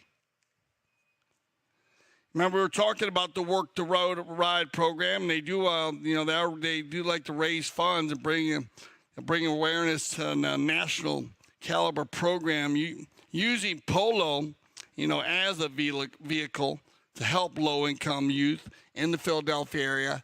And as I said, but people from all over come play, and they have generated amazing the amount of players that have come out of there, and they do a great job with the kids and the whole program. So once again, take a look at that Work to Ride program. We Grand Canyon Polo Cup, several top and upcoming players and patrons are competing this spring season. Very competitive and emphasis on fun season. And that's what it's about in the spring. And during the spring season, amateur players, they get a chance to play against and with some of the world's top players. And it's geared towards improving polo skills and having fun. And you know what they say, time flies when you're having fun. So come on out and have some fun. Raise your polo skills. Also, the Polo On Demand program is in effect. So if you don't have any horses, just go ahead and go to gcpolo.com, and you'll see the numbers, as I told you, at the end of the website. And those two gentlemen will get you involved in the Polo On Demand program. You just come on down. Bring your sunscreen, suntan lotion, and enjoy play some polo. Spend some time in southern Florida. The weather has been amazing And as I said, the fields and the polo, so much fun, and you'll enjoy the Polo on Demand program. It's most unique program in the game of polo. Loose ball play. We got Gene Goldstein going forward here with 2:35 on the clock. Gene, good pickup here. Well done, keeping it out in front of Uranga. Gino, that's the approach. Oh, that ball will go by itself. Well done, Goldstein. And Gene will pick up his first here in the second leg. He's got 2 on the day, one in the third chukker of the first leg. And this is a perfect approach shot. Love the perfect approach shots, the ones that just roll in. And this is how you do it. Chestnut pony with the bald face. Very smooth there for Goldstein.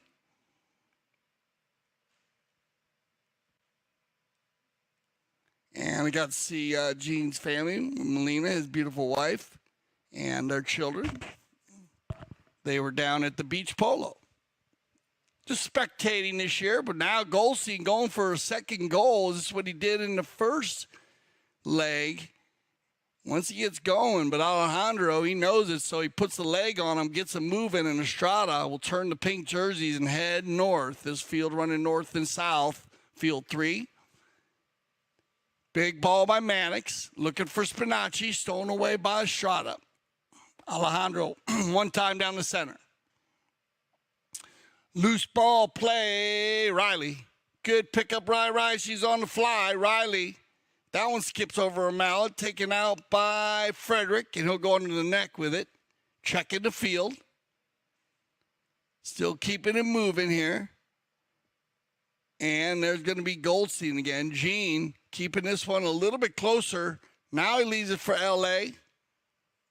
Larry going to fire one from about 60 yards out. That ball will trickle across the end line, and you might get one more knocking. We will see if Estrada gets it done in time. And it looks like he's going to get it done just in time as he takes that one just off the line. Estrada down the center, looking for one of the Gansey girls. Backed up nicely. Taken forward now by Frederick, and he is in range right now. Let's see the big neck shot, Frederick. That ball will lay just inside the 60, taken out by Estrada. Alejandro's going to gather a few more yards as the clock goes tick, tick, tick. And that'll end it right there. So that's going to end our first chukker of our second leg. And, only one goal scored by Goldstein. Oh, I'm sorry. Actually, we have one from Melissa also. So 1-1 as we're having fun. Stay with us here on CTV Sports.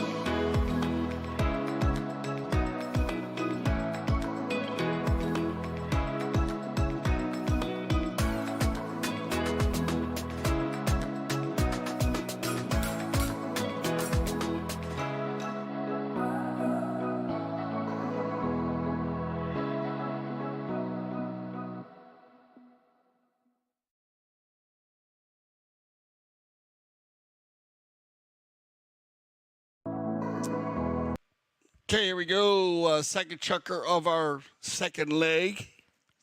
Santa Rita Abierto, round robin. Santa Rita, Melissa Ganzi, Riley Ganzi, Nito Uranga, and Alejandro Navija Estrada. Newport, Gene Goldstein, Larry Austin. Well, actually, Larry Austin played in 1, Gino played in 2. Pablo Spinacci playing 3, and Frederick Mannix playing the number 4. And, you know, if you're looking to play summer polo, well, guess what? Aspen Valley Polo Club is keying up. The Aspen Valley Polo Club celebrating another milestone when it hits its opens in its 10th season. Wow. So again, time flies when you're having fun. 10th season, what a place. You know, with the majestic 12,960-foot summit of Mount Sopris as a backdrop. And it is beautiful. Polo returns to the Valley when the club hosts 11 tournaments in July and August. The season opens with its traditional Independence Cup. And on July 5th, last year, we had over 100 people at the our first tournament. It was on I think we had on Saturday, was it? I can't remember exactly what day it was, but it was amazing the amount of people. The Valley has embraced polo in Aspen, Colorado. And if you've never been, that is another place if you don't want to bring your horses to do and get involved in the Polo on Demand program. Riley Ganzi on the move. Well done, Riley. That's a nice approach shot. She keeps it out in front of Mannix. Ooh, gets a piece of it, but off to the right side there. Frederick will fall in line and take it forward. Here for Newport. Remember, Casablanca beating Newport by 2 goals. So those pluses and minuses will come in at the end if needed. And that puts a Newport at a -2 and the Casa at a +2 just on the win. Casa in the 10th. They'll play against Santa Rita for the final 3 chuckers of our round robin. Melissa now on the gray pony. She takes it forward. Nice stroke, Melissa. That ball might go on its own. Where's it at? Oh, yeah, it will. And I could feel it as I could see how well she hit it, that ball was at least going to carry. And look at this. That ball carries a good 65, 70 yards. She pushes Spinacci wide, and she had Riley in the rumble seat, so no problem. Well done by the Ganzi girls. Keep it and move it. And Melissa picking up her second goal. Make it a 2-1. Yeah, if you've never been to Aspen, Colorado in the summertime, July through August, that is an amazing place. It's actually the world's destination spot for summer polo. It's attracted top players, including Gonzalito Pietas, Nick Rodan, Alejandro Navija Estrada, Tamacho Pietas, Jason Crowder, among others, as well as world-class horses. And it has just grown to be an exceptional and amazing and also great youth polo. The juniors, they play 3 times a week. So if you have young players, young polo stars that you would like to play, they have the opportunity. Nice pickup here by Riley. She'll work it back to the center, and well done, Riley. Nice pickup. Once, twice. Look for the finish. Riley, there's the approach. And just off to the side. But a nice run, and she'll keep it inside the 60. Keep the pressure on Spinacci. Frederick, Spinacci, and Mannix doing a great job passing the ball back and forth and getting Larry and Gene out front. Larry, he'll override. Turn around by Estrada now.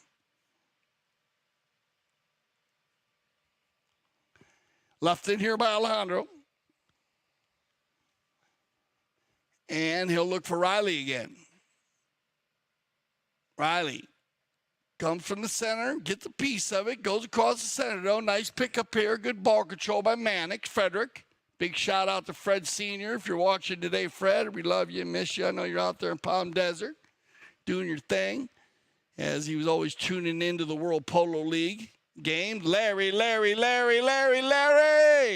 golazo as Larry Austin will pick up his third of the day first here in the second leg.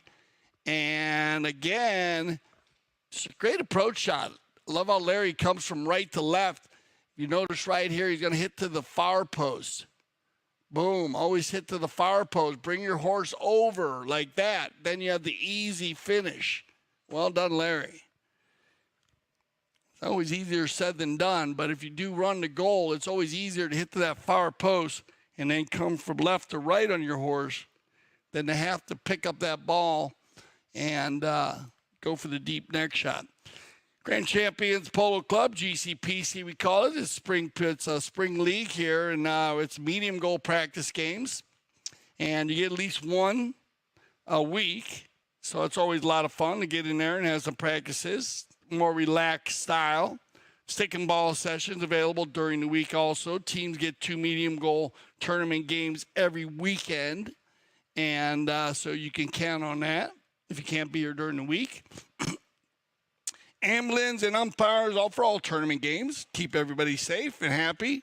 Turnkey operation, turnkey tournament polo with some of the top professionals in the world playing polo on some of the most prestigious and well-manicured fields. And you're looking at them right here. And the club sponsors social events. You never know. There's always something going on every weekend for all players, and excellent trophies for all the teams every weekend.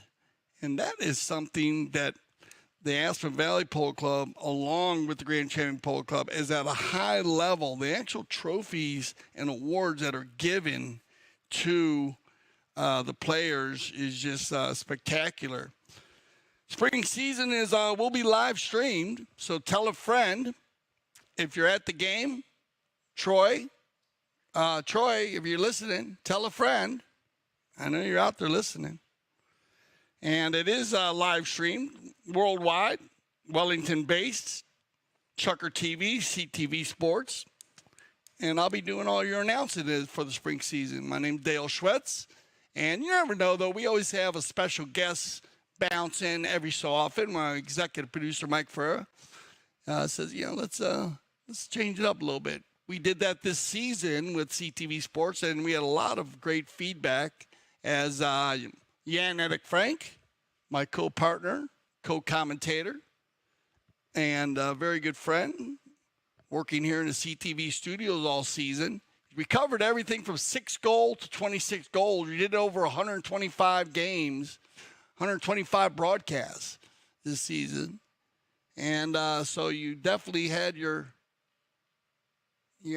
opportunities to watch polo this season, and we hope you enjoyed it. All right, looks like we got everybody back, 2-2. After that goal from Larry, and after that Kersey change, and here we go, Goldstein, Gene. Oh, good pickup, Gino, out of the air. Tail shot by Spinacci, by Frederick. I like the thought process. Nobody home, and it'll be taken out by Alejandro. Strada.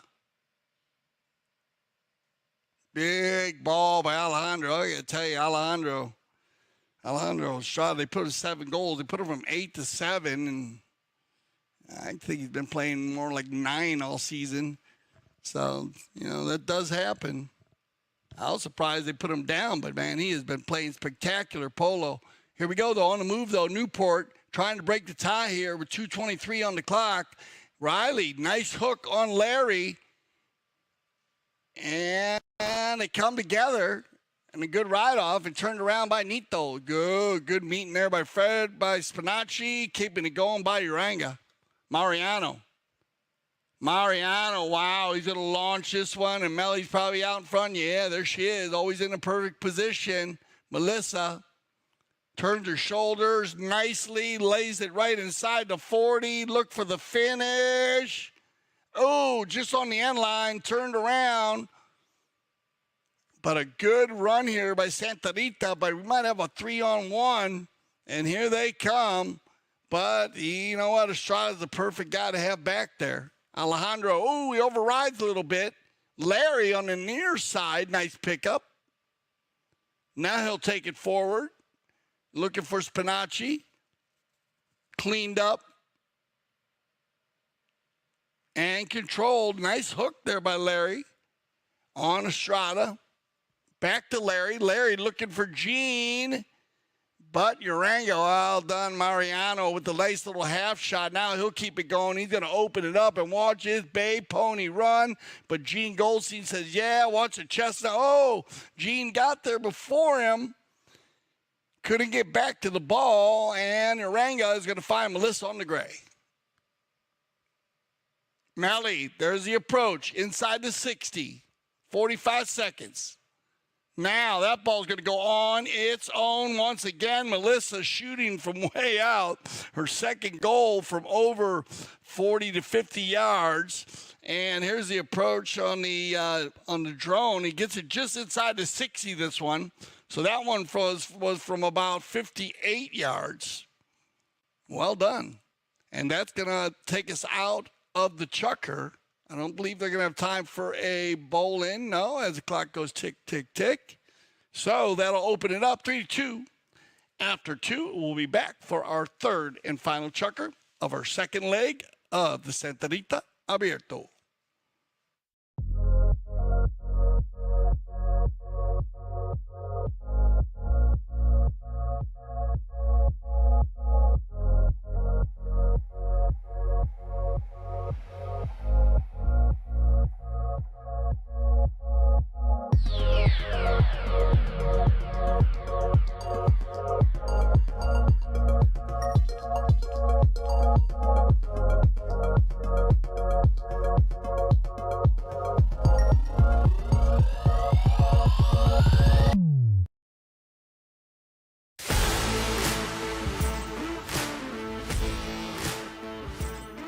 We're here at the Santa Rita Polo Farm where the PTF Polo ASSN Junior Tournament is being held for the first time ever at this location. And I mean, could you get a more beautiful venue? Probably not. The tournament includes players of all ages, starting with the youngest at just 2 years old and the oldest at 20 years old. So you've got all ages, all skill levels, and a whole lot of fun. Let's go check it out.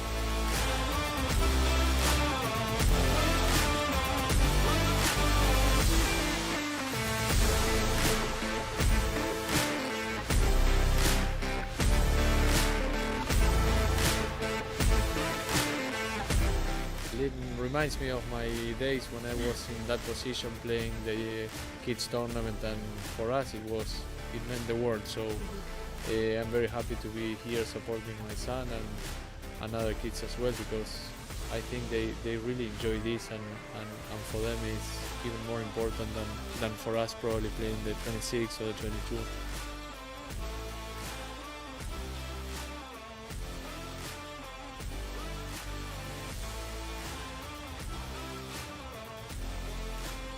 Well, that's a wrap on the PTF Polo ASSN Juniors Tournament at the Santa Rita Polo Farm. So much incredible talent coming up through the ranks. The future is certainly bright for the sport of polo. Now, for more information on the PTF, head to polotraining.org. And of course, head to Chukker TV for all of our awesome content, including full game broadcasts. Okay, third chukker action, second leg of the 2023 Santa Rita Abierto. And spring polo. Hope you're enjoying it here on CTV Sports, and everybody live at the field there. Being entertained by our mounted official Gaston Thorniak, and always with a joke on hand, Mr. Steve Lane. And he's somewhere out there. I think he's in the CTV Sports van. He's the van man. So keep him alive, keep him cool in there. And remember Van Man with the iPad in hand. And when I say the iPad in hand, I mean in real time, and that's the way he's staying. Can you get the plan, man? I got you. Okay, so remaining spring schedule. Well, it's always subject to change because of weather. This is southern Florida. You know what they say in the islands, man. Wait 15 minutes, the weather will change. But it's been beautiful. We've had great weather. But as I said earlier, we have the Casablanca Spring Challenge. And that's because it's supposed to be May 10th to the 14th, but it could change. Be careful. We'll let you know. You can always get on the app, get on the text. You can sign up for the text on the website, and you can get personal text. It will tell you everything. And also then we go to the Eastern Challenge, then the Memorial, and then the World Polo League, Polo Pride, and the highlighted event of the spring season. All right, here we go, though, as this is a big chucker here. If Santa Rita can hold on, we'll have a true final against Casablanca and Santa Rita. And if Newport is to win, then we got to keep track of all the net goals. And here we go. Melissa says, shut up, Dale Strez. I'm taking it to the hoop. As Melly right in front now. She's going to have to go for the tail or turn it. We'll see what she does. She slows it. Oh, well done. Turns it right back and takes it down and picks up her fourth goal. Well done, Melissa. Good thinking there. I think they thought she was going to go for the back shot, so they all pulled to block it, and then she just pulled up and went the other way with it and had a clean route to the goal. Good thinking, Melissa. Frederick could make a play, and Spinacci was dumbfounded. He said, wow, I thought Melissa's going to make a tail shot there, but I like it. So that'll make it 4-2. 2-goal lead here in our third and final chuckers. Riley. She gets a piece of it. Off to the outside, left in there, in control now by Frederick. Mannix flips it forward. Big ball. And that one will lay inside for L.A. Larry Austin, and Larry has been fabulous around the goal, picking up goal number 4 on the day, goal number 2 here in our second leg, and he has been spectacular shooting that goal. Very similar to Melissa's shooting today. They get inside that 60, the nice little half putter shot, and getting the finish there.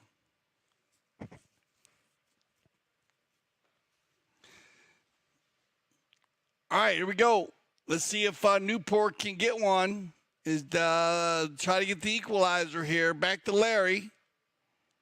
Spinacci will put it down the left side.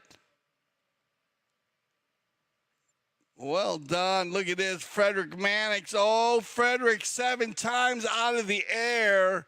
And that reminds me of a game that I played with Frederick Mannix, with Mark Gandy, and Gondolito Pierez. And he took the ball out of the air 7 times like that one time. And one of the best goals I've ever seen in my life. And then finished it with a neck shot.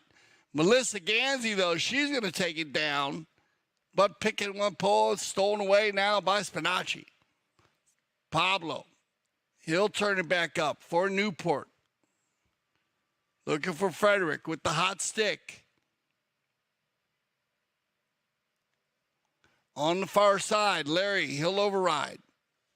Gene's going to get a piece of it. Turn around quickly on the gray pony. Uranga, Nito looking for Melly. Melly in a good spot.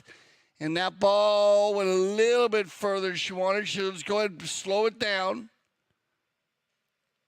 Drags it inside. Now look for the next shot. And did that go off the post? A deep neck shot there by Melissa. That'll take us to our final courtesy change in the third chukker. And they'll hold on that 1-goal lead. So 4-3. You know, I told you the Polo School is in still working right now. It's now located. And if you remember, it actually was at the former Pony Express facility, but now it is the Polo School. And it operates in Wellington, January through May, and September through November. So we're still going on. So if you guys want to learn how to play polo, you can get in touch with the boys and get those numbers for you. Standalone USPA sanctioned polo club. The Polo School is a standalone USPA sanctioned polo club. It is thriving. It's dedicated to teaching polo to all ages. When we say that, I mean it. I've been out there. I work as one of the instructors, and we teach all ages, particularly grassroots youth. And its mission is to provide individual opportunities in polo at every economic and ability level. So it doesn't matter your levels there. And the Polo School has nurtured several junior men and women polo players that are now playing as pro and amateur ranks since its inception. And I can vouch for that because I have worked with a lot of players that have moved on from the Polo School. They started in the Polo School, and that's the best. You know, that is the most gratifying situation you could be in when you own a Polo School. All right, Gene Goldstein looking for the equalizer. There's the approach shot. Gene Goldstein, can I get a coast to coast? Oh, man, I wanted the butter and toast. I got the coast to coast. Turned around quickly now by Estrada. Alejandro going to find Riley. Riley on the move. Now Nito falls into the rumble seat behind Uranga. He gets a piece of it. Backed up cleanly. Oh, it bounces off the pony there. And it's going to be Melissa on the dead ball play. Broken play there. Melly looking to hit back to Riley. She might get it out there. Riley, well done on the hook. Tries to get the hook done there on the near side. And it'll be Spinacci. Pablito. Pablo. Now looking for Goldstein. You got to be careful, Gene. He just had a great run. Gino looking for goal number 3. Turned around quickly by Uranga. Mariano going to get a good shot on it. It's going they got Melissa out in front of Melly now by herself on the Bay Pony. There's the first pickup, and that ball's going to go by itself once again. Will it carry? Melissa right in front of goal, and Melly will get, that one goes just wide. Just bad luck there. But a nice run again by Santa Rita. They'll keep their 1-goal lead. We click down in a minute. So, Fred Mannix, final run of the second leg here in our third chukker of the second leg. Larry's going to get the opportunity. Austin. Larry, good pickup off the boards. Going to keep it out in front. Gene working hard on Alejandro. Look at Riley, though. Riley coming back quickly on defense. Good ride-off, Riley. Well done. That's a game-saving ride-off by Riley Ganzi. They'll leave the ball for Mariano, and Uranga's going to open up the chestnut. Here comes number 3. Uranga, he's got Melly out in front. Big ball by Nito. Melly's going to have a time to come from right to left. Good pickup, Melly. Nice approach. This one will go inside the 60. Will it stay on the field? Yes, it will. Shot on goal. And then that one will go, well, I guess he's wide, but it doesn't matter because time is going to click it down here, and that will end it. So 4-3, and a very tight match here for our second leg. Newport, I want to thank Gene Goldstein, Larry Austin. Here we go. Here's our end of the round 2 stats. It was 4-3. Shots on goal, Santa Rita, they were shooting on goal. They had 9 shots on goal compared to 5 from Newport. Knock-ins, well, there you go. That's the Newport knocked in 5 times compared to 2 knock-ins by Santa Rita. But more shots taken by Santa Rita. Throw-ins, well, won by Newport. So very interesting. They held on very well there. And those are your end of round 2 stats. So I want to thank Newport with Larry Austin, Gene Goldstein, Fred Mannix, and Pablo Spinacci. Great job, guys. And fun watching that team go. But at the moment, we have a true final being set up here for our third and final leg. So stay with us as we'll have Casablanca against Santa Rita, and the winner of that game will head to the finals on Sunday. Stay with us here on CTV Sports.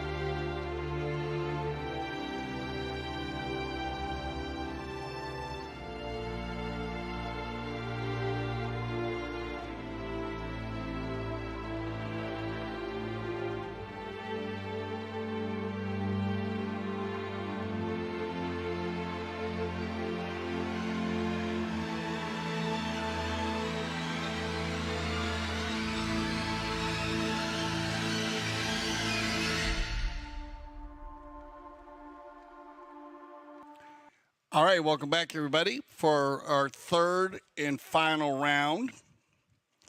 And so the goal, let's see, the Casablanca,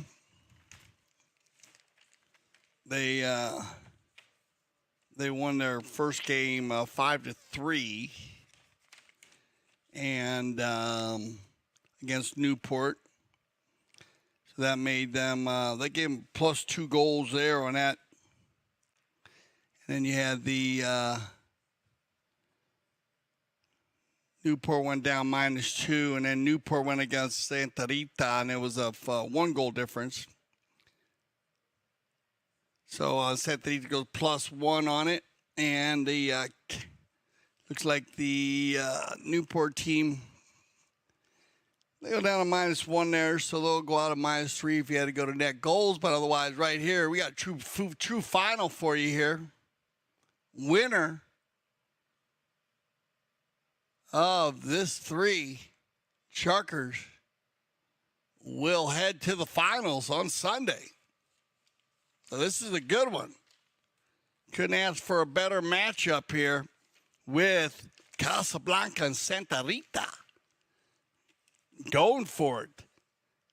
Santa Rita, Melissa Ganzi, Riley Ganzi, Nito, Uranga, Mariano, and Alejandro Navija Estrada. And then Casablanca with Ray, Raful, Grant Ganzi, Nick Rodan, and Juan Bellini. And this is a good matchup. 3 Chuckers of Polo. Winner will head to the finals.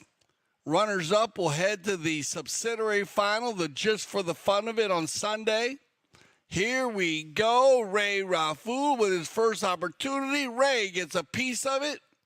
And Riley, who's everywhere. And, man, when I say everywhere, she is everywhere. She loves playing offense and defense, man. She rides so well. And you got to keep an eye on her. Melly's been pulling the team in the front. And I think, well, Riley wears the number 2 the way you should wear the number 2. You got to be a worker. So she's out there running and gunning. Here we go. These 3 Chuckers back and forth here early. And it's going to be Alejandro, and he's going to launch one from way out. Looks like that ball will stay on the field.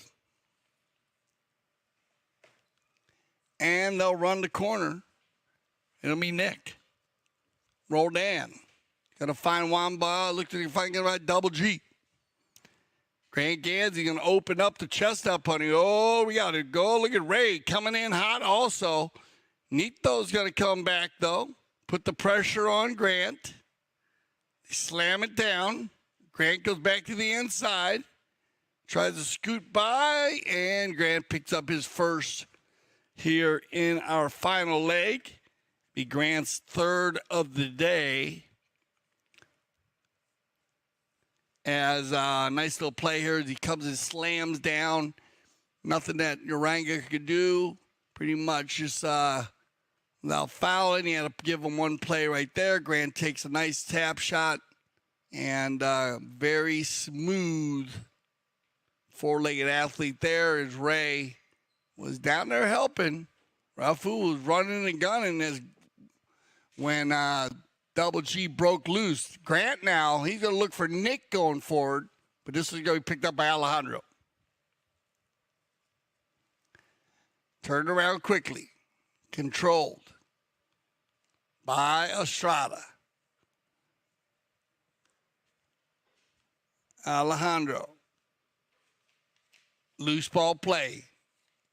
Going to be picked up and turned by Grant. He'll keep control. Now they all come together. Stolen away by Nito. Well done, Uranga. Out of the, oh! Yeah, everybody stabbing for that one.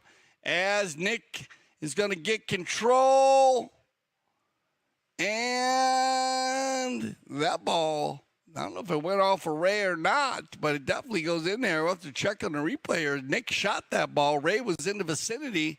Let's see if this ball doesn't bounce off of Ray. As Ray was trying to get out of the way from left to right. No, very clean as he gets out of there just perfectly. Good riding by Ray. Perfect shot by Nick. Nick will pick up his first goal of the day. So everybody on Casablanca scoring goals today around the corner as the Grand Gansey with the hot stick here early. Ooh, back to the inside. Just bad luck there. That ball bounces off the pony.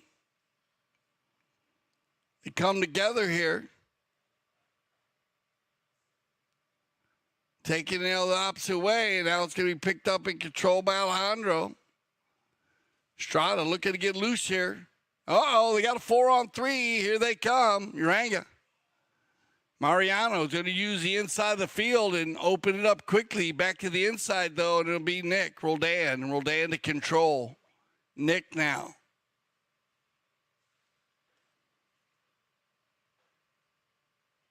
Takes it forward, lays it down inside. Now it's going to be well controlled. Opened up there by Grand Gansey. Oh, and we have a jousting match, but Nick will win that one. Keeps it on the field. Oh, Nick Roldan. Que golazo NR. That is a spectacular goal. Trust me, this is not an easy goal. This ball was about 3 yards off the end line. He opens it with the back shot, an open back shot with angle. Keep an eye on the replay here. Just an amazing shot by Roldan. Alejandro in a good spot to try to save it. Just did not have the ability to get there.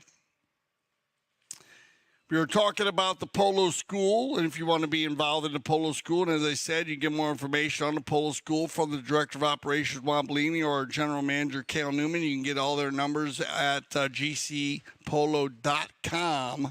So go on and jump on that. They'll also tell you about the Polo On Demand program, and you can get, with the Polo Demand program, it's just as it says, you can demand whatever you would like, whatever kind of scenario or polo session you would like. You want to learn how to use stick and ball or just ride, that's fine. You want to play 26-goal polo with a full team around you, they can get it done. Polo On Demand. Amazing season here, nor winter season. Covering everything from 6, 8, 12, 20, and 26-goal polo. We had WCT, too. The Women's League was very successful. I want to congratulate all the ladies, especially Hope Ariano for, getting that pinnacle already, 10 goals. She's on her way, but doing an amazing job playing in the FIP. And Melissa Gansey. She is one of the biggest supporter of women's polo in the world. She was very good friends with Sonny Hale and carrying on that legacy. And she does an amazing job. As you can see, is Riley, her daughter, playing very good polo. And, of course, big shout-out to all the ladies out there as women's polo being, the largest growing part of the game today is women's. The ladies, and they have been phenomenal. Good to watch. Very cool. Congratulations, all them. Here we go. Back from the center after our first of 3 Kersey changes. Those will be our final 3 chuckers. And 3-0 here. So Casablanca opening up very quickly. And getting control. Riley says, come on, let's get it going. Good shot, Riley. Gansey, that one's going to go on its own. Oh, Riley's still in front. Well done, Riley. Good job. Nice shot. Gets back to it. Good riding for the finish. Riley will get her first goal of the day. But more importantly, she has been working super hard as a defender. This ball goes just wide. Watch this, shuts it down. Flips it back. Perfect. Keeps her mallet on it closely. Well done. Instead of trying to shoot it, she dragged that ball back.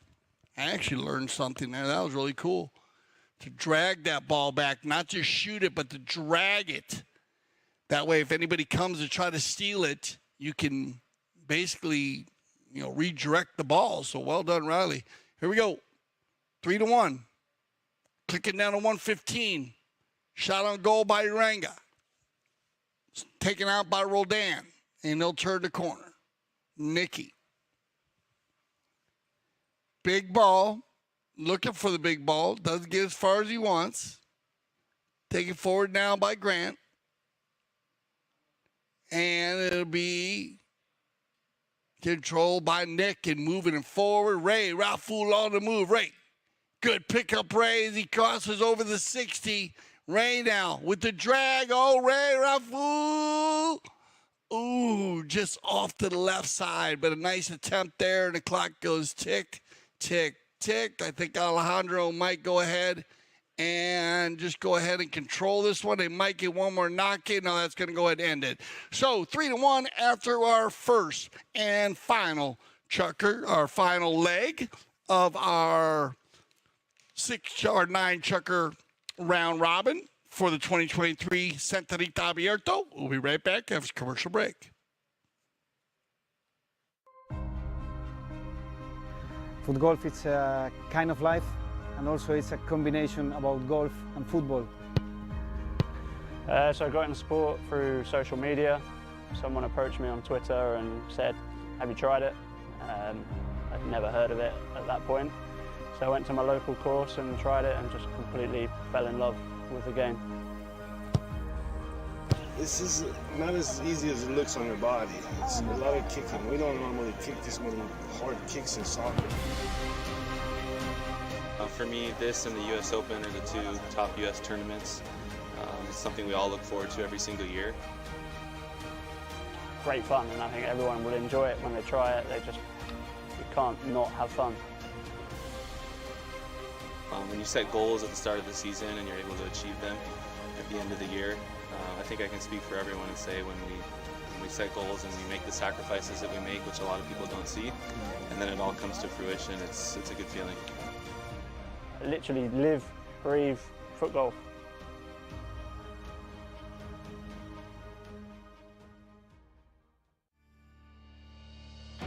When I founded the Taqueria 48 years ago, the goal was to service polo players fieldside and carry a complete line of polo equipment.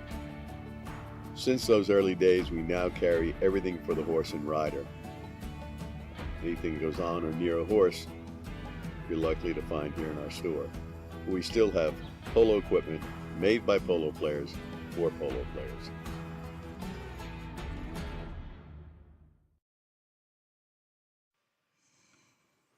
All right, here we go, preparing for our second chucker of our third leg, and congratulations to the Grand Champions Polo Club on the 16th anniversary and the Santa Rita Polo Farm, one of the largest, most unique private 102-acre facilities.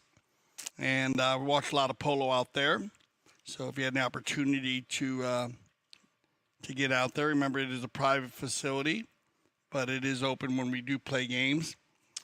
Remember about playing summer polo, and it's a busy, fun place. I had the opportunity to interview Jason Crowder, and Crowder, he said everything was so much fun. He said everybody was such a good vibe at the club. You got a good vibe. I like good vibe. And everybody gets along so well. All sponsors and players are friends on and off the field. Even you're playing against somebody and they're cracking jokes with them at halftime. Well, that's cool. I like that. Jason Crowder also plays out there, the Aspen Valley Polo Club. But he's true. That's true about that. They also, he said it's a great place to come and during the summer to improve your polo and get a lot better.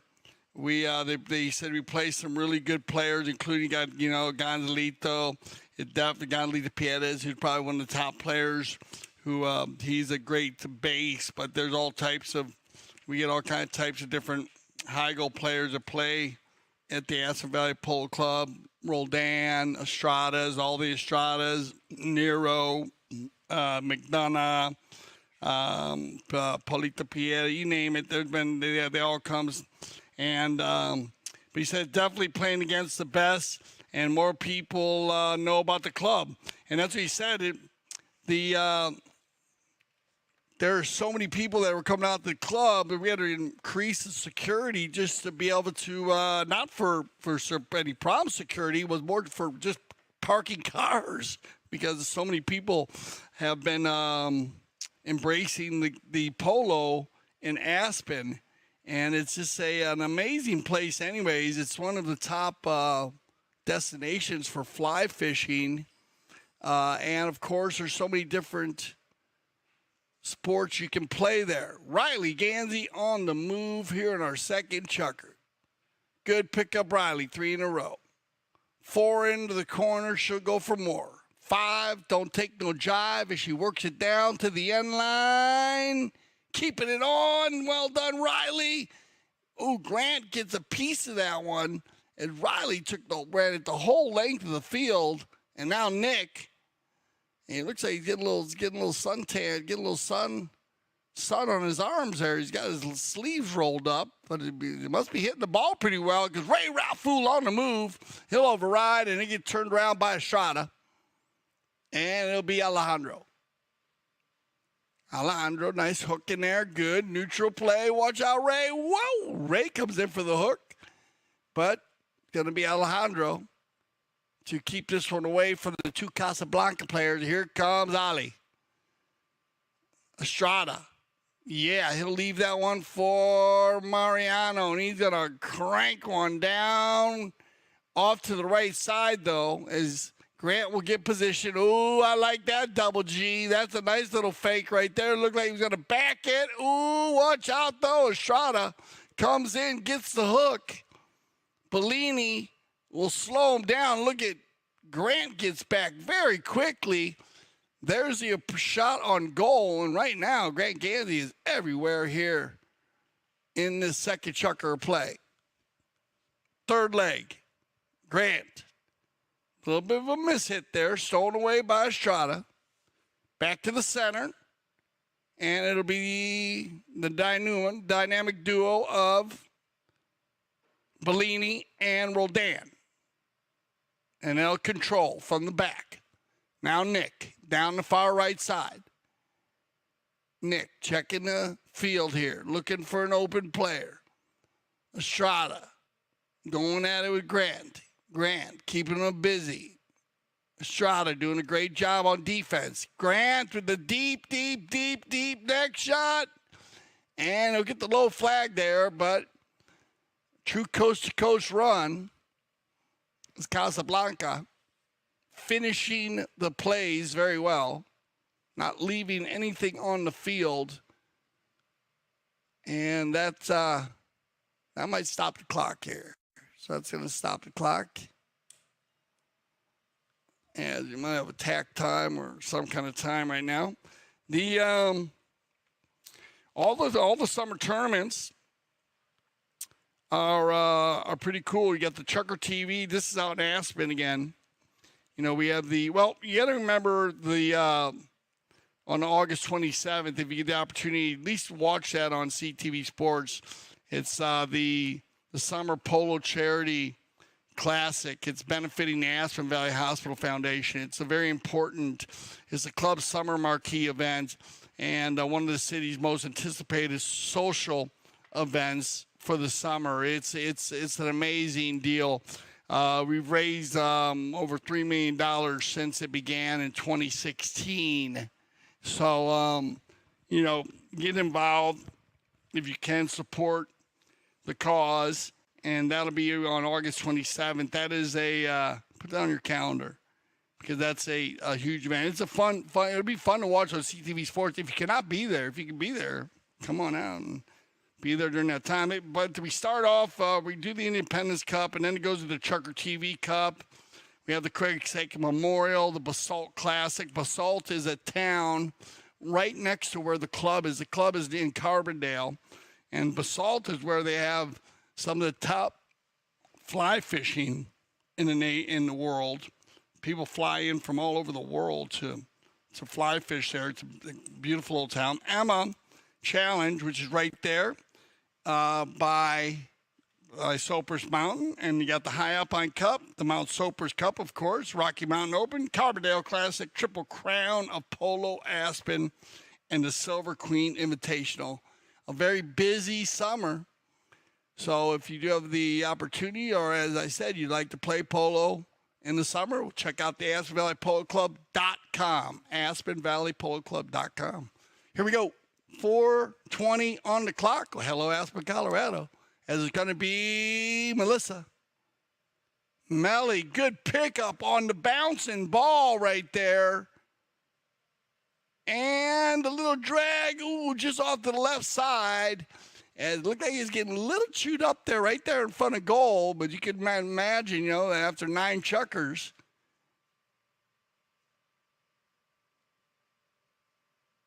And it'll be Bellini. Juan. Tries to get that ball out to Grant Gansey. Turn around quickly now by Uranga.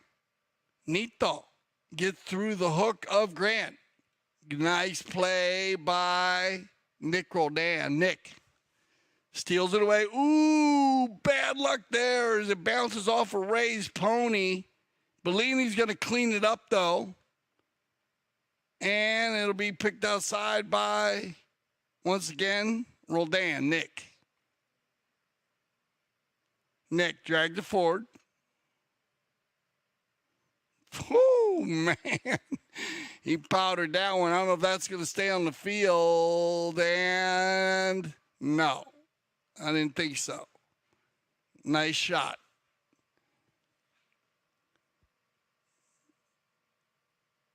And so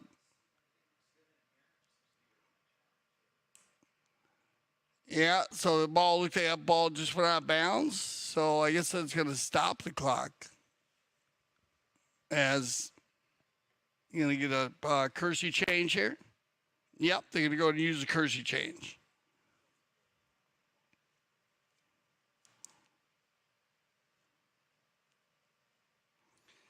People ask us about Aspen. They ask us about the horses. And it's a great question. They asked us about how horses acclimate. And you remember we play at 7,900 feet above sea level, and much like elite athletes, horses benefit from playing in the high altitudes, enhancing the blood oxygen delivery capacity and improving the vitality that consistently translates to improving performance, aerobic power, and stamina. And that's why my wife is such an amazing specimen when she's out there. And she is unbelievable. She's just so energetic and full of life when she's out in Aspen. So you got to bring those horses up there early to get them ready, and that's also was good for the people to do. But it does help. And back in the day, they used to bring the horses up there and they play for a good 2 months. Bring them up a good 20, 30 days to acclimate them, to get them ready. And they walk them and trot them and work them in a slower pace to get them ready for a full chukker of polo based on the elevation. We actually play from 6,500 to 9,000 feet. So there are some of the fields out there. The Sopers Mountain Field could be higher. I think it might be at 10,000, if I'm not right. I know it's at least 9. And then the Snowmass, they also play there. And so different levels, but it's an interesting question. And actually, a lot of the athletes, professional athletes, do go out there and do the same. As I said, a lot of the track athletes and go out and work out in the elevation to prepare themselves to play to perform at lower elevations. I know when I leave there, I always feel a lot stronger and a lot of vigor and vitality and just endurance. So definitely is a difference. So check out the Aspen Valley Polo Club. Here we go. Back to the action with 1:52 on the clock. Second chukker of our third leg, 3-1.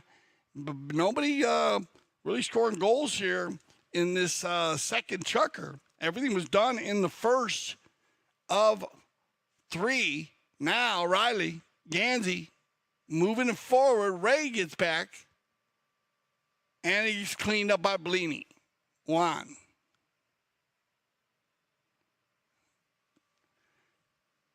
He'll slow it down. Back to the inside. Riley coming over to make the hook. Gets there in the time to make Juan release the ball. Now they come together. 2 players override. Double G.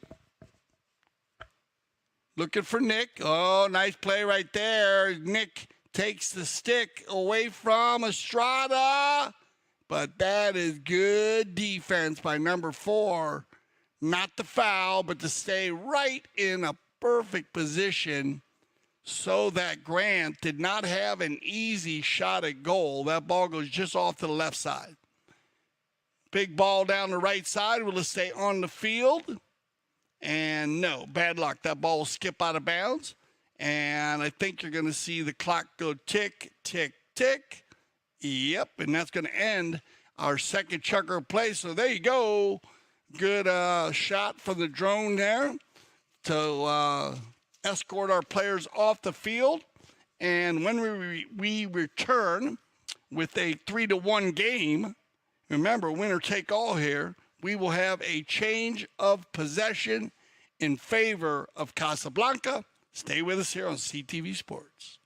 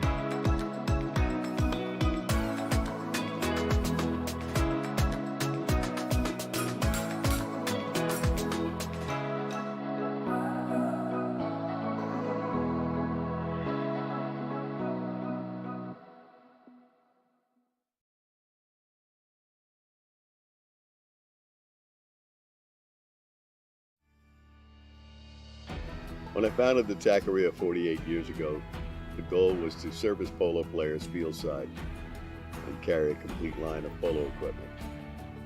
Since those early days, we now carry everything for the horse and rider. Anything that goes on or near a horse, you're likely to find here in our store. We still have polo equipment made by polo players for polo players.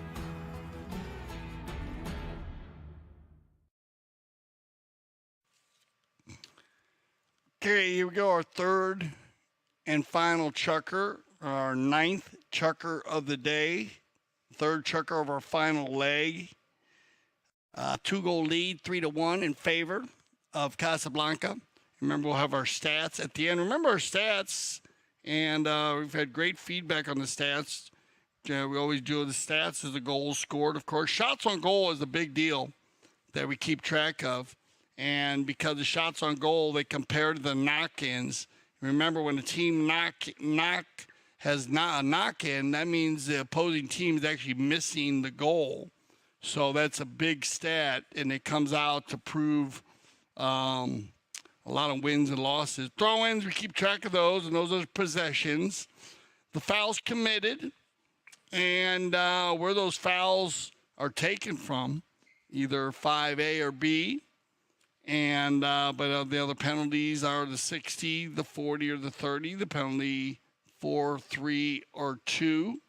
And they also have the 6, penalty 6, the safeties that are possessions.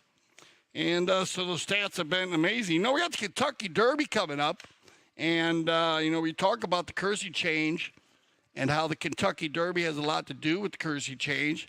Remember the Kentucky Derby, a 1.25 mile race, 10 furlongs in racing terminology. And remember, it was the Secretariat set the record in 1973 at 1:59. 1 minute, 59 seconds. So we'll see what happens this year.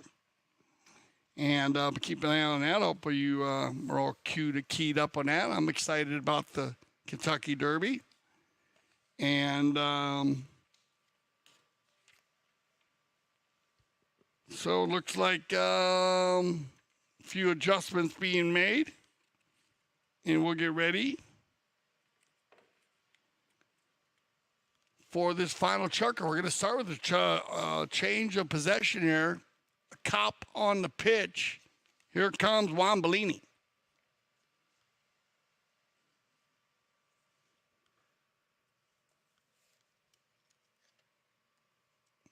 Well done. Alan had the set play right there, but Juan hit it right over to Nick. Nick takes it out of the air. Nick gets by one player, two players, and the high flag, and Roldan will pick up his second or third of the day. All three happening here in the final three chukkers. And that play there with Bellini hitting it towards Nick, that kind of reminds me of a play. Steve Crowder, Jason Crowder's father, he's a very good coach, and he coached me many different times on many different teams. But one of the teams was on the FIP, the Federation, with the World Championships, and it was in Melbourne, Australia. And that was a play we used to use on penalty shots. So you could use it on a dead ball play like that, on a change of possession where you hit right at your own player and nobody can meet that ball. So it worked out very well. Well done. Riley Gansey on the move here. Nice pickup, Riley. Will it stay on the field? I think it might, just a little bit wide, but Riley's been getting a lot of touches today. Get that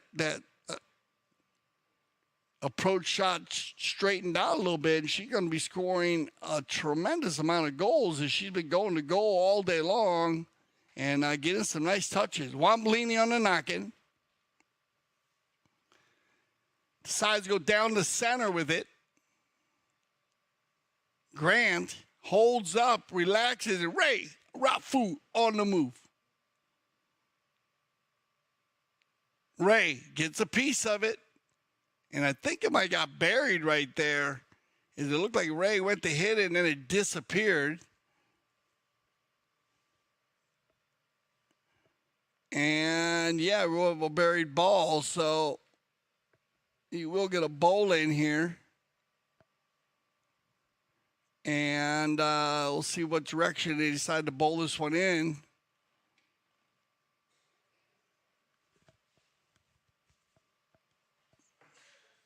And I think it's going to be a live ball, and I don't think anybody had possession.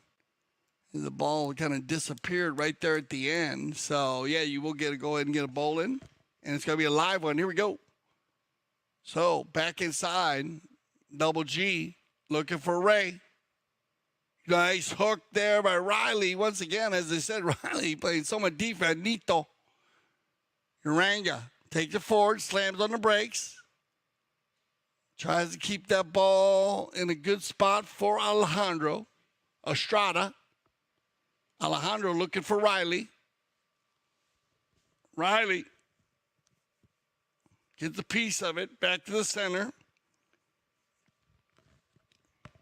Casablanca on the attack. Nick down the center, looking for Roldan, but a good read by Estrada. Alejandro goes for the pump fake, but then releases it perfectly to Uranga. Now, Riley on the breakaway. Gets a piece of it, just got underneath that one a bit. Kind of popped it up in the air. And it'll be Juan Bellini. Juan.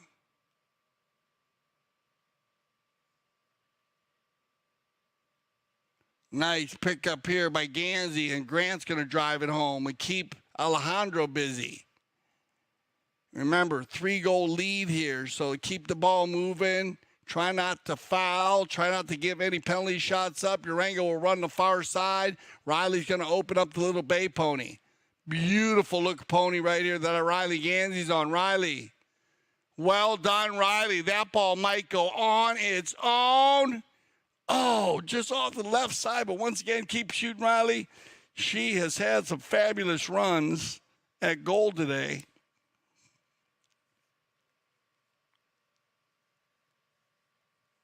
Amongst all the defense that she has been playing, and it's not easy to transition from defense to offense.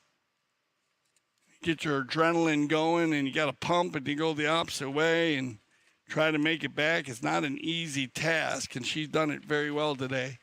So, once again, remember the CTV Sports app. You can download the new CTV Sports app, and you get all the sports in your pocket 24/7, and you'll be able to watch polo, but then also all the other sports that we cover. And remember, this afternoon, we have our second part of our doubleheader today. We have a straight 6-chucker game. We have 5 teams here enter the 2023 Santa Rita Abierto. Sebican coming in at 13 goals. Mark Ganzi, Pablo Pulido, Sugar Erskine, and Luis Escobar are coming in at 13 goals. Travieso coming in at 13 goals with Teo Calle, Tony Calle, the Calle boys, and Tamacho Pierres and Jason Crowder. And I'm sure Carolyn, as I said, will be tuning in. That's Tony's grandma, Elle's mom, and that should be a lot of fun. Wendy, always supporting her boys. Teo's wife, Tony's mom. And I don't know if all the other boys are in town right now, but it's good to see Tony coming back after a collarbone. He had a collarbone injury, so he was rested. So it's great to see Tony back on the field.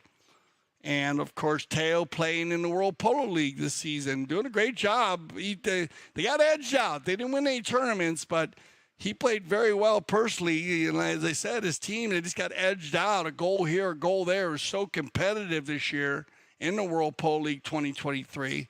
But here we go, 3:20 on the clock. Well, mucho tiempo, if you want me to say it, a goal a minute. It's still a situation here that Santa Rita can come back, and Alejandro knows it. Here comes Estrada. Ali trying to move it down the field. Head belly out in front, a little bad luck there. Bounced off the pony of Grant. Nice angle, Grant Ganzi. Well read here, though, by Nito. Going across the center. Nobody home. Dragged it forward here. A little bad luck. Looked like he was looking for Melly there. Stolen away by Estrada, though. It looked like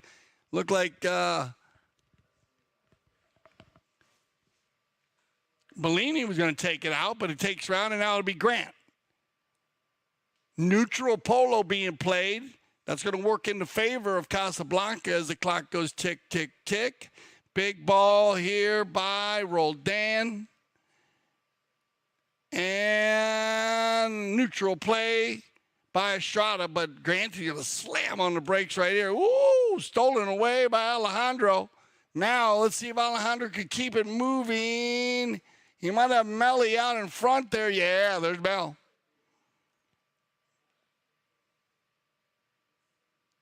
Good pickup, Melissa, on the one-timer. And, Melissa, that has been your go-to shot. I would just keep shooting like that. 3 out of her 5 goals have been one-timers, and all around the 40, between 40 and 55 yards. I love this big, bald face, chestnut. She's so beautiful. That's goal number 5, though. First goal here in the second leg, but she's been very efficient shooting the ball, not dribbling the ball in, shooting it from distance. Well done, Melly. 4-2. Need a quick goal here to keep the energy up. Nick will apply the pressure on Alejandro. You're going to click down to a minute now. Now the give and go to Riley. Riley gets up. Oh, well done. In behind. Well done, Riley. Look for the finish. Next shot coming. Riley, get a piece of it. Nice attempt. As once again, that one will cross over the end line. And we'll go drop down here to 40 seconds. We're going to have our final knock in here. 38 seconds. And Bellini's going to dish it out to Roldan as we click down to 30 seconds. Down the center. Picked up by Mariano. Turned around by Alejandro. Grant trying to get a piece of it. Good stick work here by Estrada. Ducking and diving, bobbing and weaving. Gets between 1, 2, 3 players. Alejandro right in front. Going to drop it here. Will it stay on the field? Melissa looking for goal number 6. Nick actually gets a piece of her mallet. But Melly will pick up goal number 6. And that will, we're right there. Ready to come together. That'll make it 4-3 for our final. But good polo by both teams. So it looks like our teams will be, well, Casablanca. Here's our end of the round 3's final stats. And remember, 4-3 was the score. Pretty close on the shots in the final stats is 9 shots for Casablanca, 7 for Santa Rita. And then 4 knock-ins by Casablanca and 5 by Santa Rita. So that was actually even. Bolins, Casablanca won 2 more, 5-3. And then very clean, very open, no fouls. So very well done by both teams. But that will go ahead and send the Casablanca team to the finals.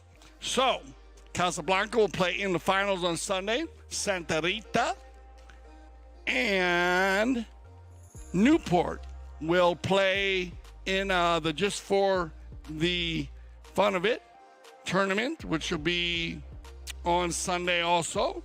And we'll find out who are the final teams this afternoon. So once again, my name is Dale Schwetz. I speak for everyone here at CTV Sports when I say thank you for making us the leaders in polo broadcasting. And always remember, here at CTV Sports, we love the polo.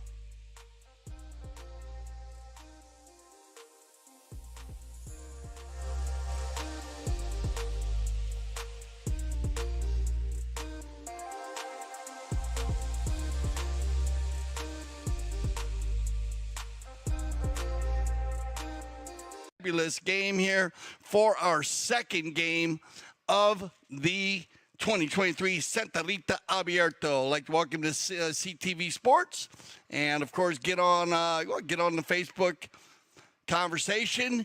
Get on all of our platforms. Tell a friend about CTV Sports, as we'll be playing polo all spring long. And this is our second of 6 tournaments. The Santa Rita Abierto. We had the Sun Cup, and man, the weather has been amazing. The fields are in amazing condition after a incredible winter season. So sit back and enjoy yourself, and away we go. It's going to be picked up here by Mark Ganzi. First touch of the day for the Cobra. He's been playing very well here after his amazing winter season in the World Polo League. Dialed in. Remember, the spring season is set up to play, to have a lot of fun. ability for young players to raise their level, for the top players to, use their players and teach some of our sponsors and young pros that are coming up, and of course bring on those amazing four-legged athletes in open, fast running polo. And this is a guy who'll get it going. Tony Calle looking for Teo Calle, father-son combination. And our first goal of the day in the high flag will go to Travieso. And I know Carolyn is loving that. And a big shout out to one of our biggest fans here at Chucker TV and CTV Sports. And that's just Power Polo at its finest. The Calle family teaming up.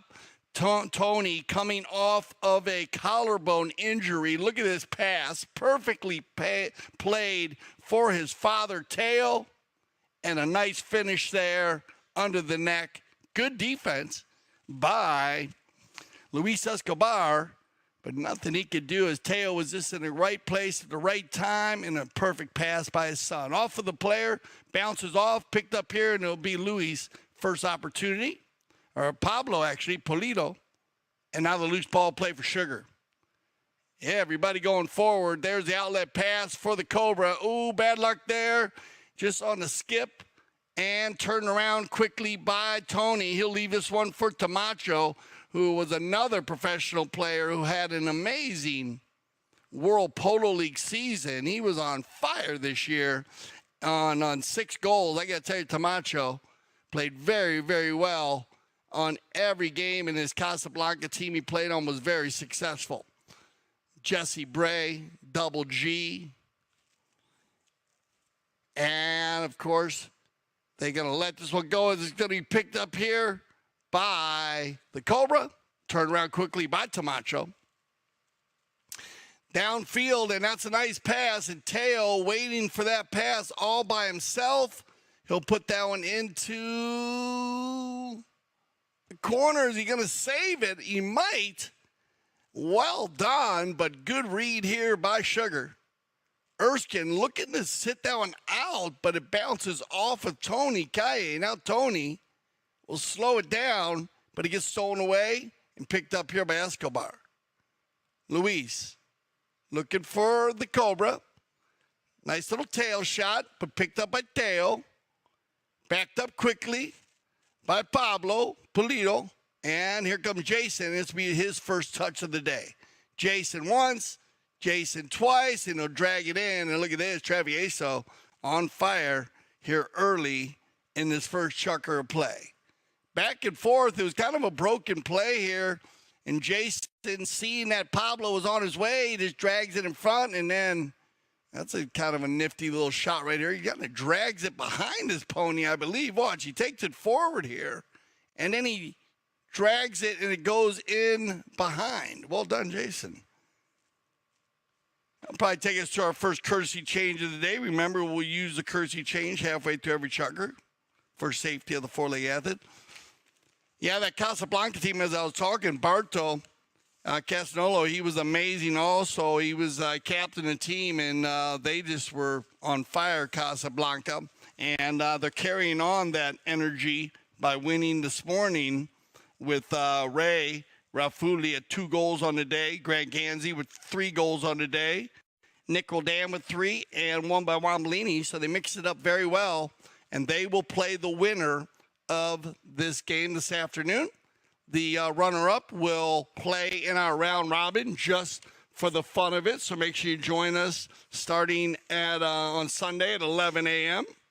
And once again, we would like to thank everybody for joining us here on CTV Sports for our spring season, especially Carolyn, as she's always cheering on her Travieso team. And Tony and Teo, they know it. So big shout out to her. But it's a fun season. This is the time when, like I said, the spring season is based playing to give them a chance to play against some of the world's best professional players, but it's geared to improving polo skills and having fun, taking care of the four-legged athletes, playing open-style polo. And I'm going to tell you, that man in the red and white right there, Gaston Dorniak, I don't think he's had to blow his whistle more than 3 or 4 times in our last 3 games. And he'll tell you that's exactly the way polo game should be played, and these guys been playing wide open, running and gunning, and here's another reason why right here, Pablo Polito. They come together right there. Nice back shot by Tony Calle, staying very straight. Picked up quickly, though, and taken forward now by Sugar. Erskine with the shot on goal, and not an easy shot as that ball will go just across the front, and we'll line them up for a knock-in. I'd like to welcome all of our new viewers. Remember the game of polo, you must play with the mallet in your right hand. It is one of 3 sports that we know of. I'd like to thank Mom, Sharon Robb, and I'll wish her an early happy Mother's Day. But Sharon, she gave me some info on the other sports where you actually got to play. You have to play with your right hand. That's field hockey and highlight.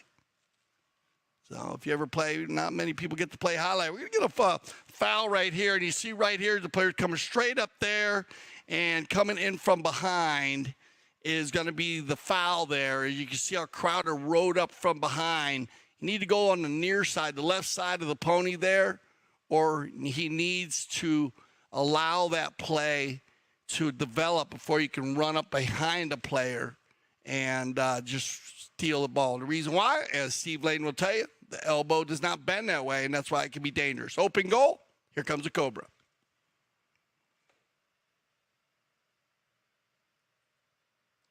On the penalty 3, and look at that, dead center. And I got to tell you, Mark has been fabulous from the penalty line. We watched him hit some big shots this winter. I mean, and I'm not talking about big ones, but big pressure shots. Cobra's got ice in his veins. He enjoys taking the penalty shots, but you can see he's got a very strong routine and rhythm, and that's what it takes. And he does the same thing. It's like a basketball player shooting a basketball on a free shot. They use the same rhythm every time, and that's what the Cobra does. And if you can practice doing that, it takes your mind out of it, makes it easier to make those goals. Could arguably the hardest goal shot in the game of polo because of the pressure involved. On the bowling, picked up again by Travieso, 2-1 here. Very active first chucker. Turned around quickly by Mark, left inside, now Tony. Gaye, he's got Jason going forward, and Jason with a lot of horse underneath him is going to get underneath everybody and sneak this one in once. Here comes Pablo, and Jason will pick up his second of the day. Oh, Crowder.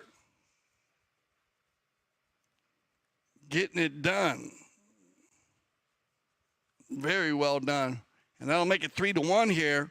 Is Jason, and that's just a good pass. That's going to go ahead and end our first chucker play. So we'll send everybody off, and we'll be right back for our second chucker play. This is the 2023 Santa Rita Abierto. This is a championship meet. All the best jockeys in the world are here, and I'm excited to ride against them. We back. And you get to watch some really incredible, talented athletes out there. To us, it's a place to be in the winter. I love Gulfstream Park because of the racing. The palm trees, the beaches right here. The horse racing is some of the best in the country. A lot of good horses come out of here. And if you want to go to the next level, Gulfstream Park was the place to come. I remember the first time I came to Gulfstream, it was like this big fairy tale place. All the history. And all these great horses, trainers, jockeys. It was everything that I ever dreamed of.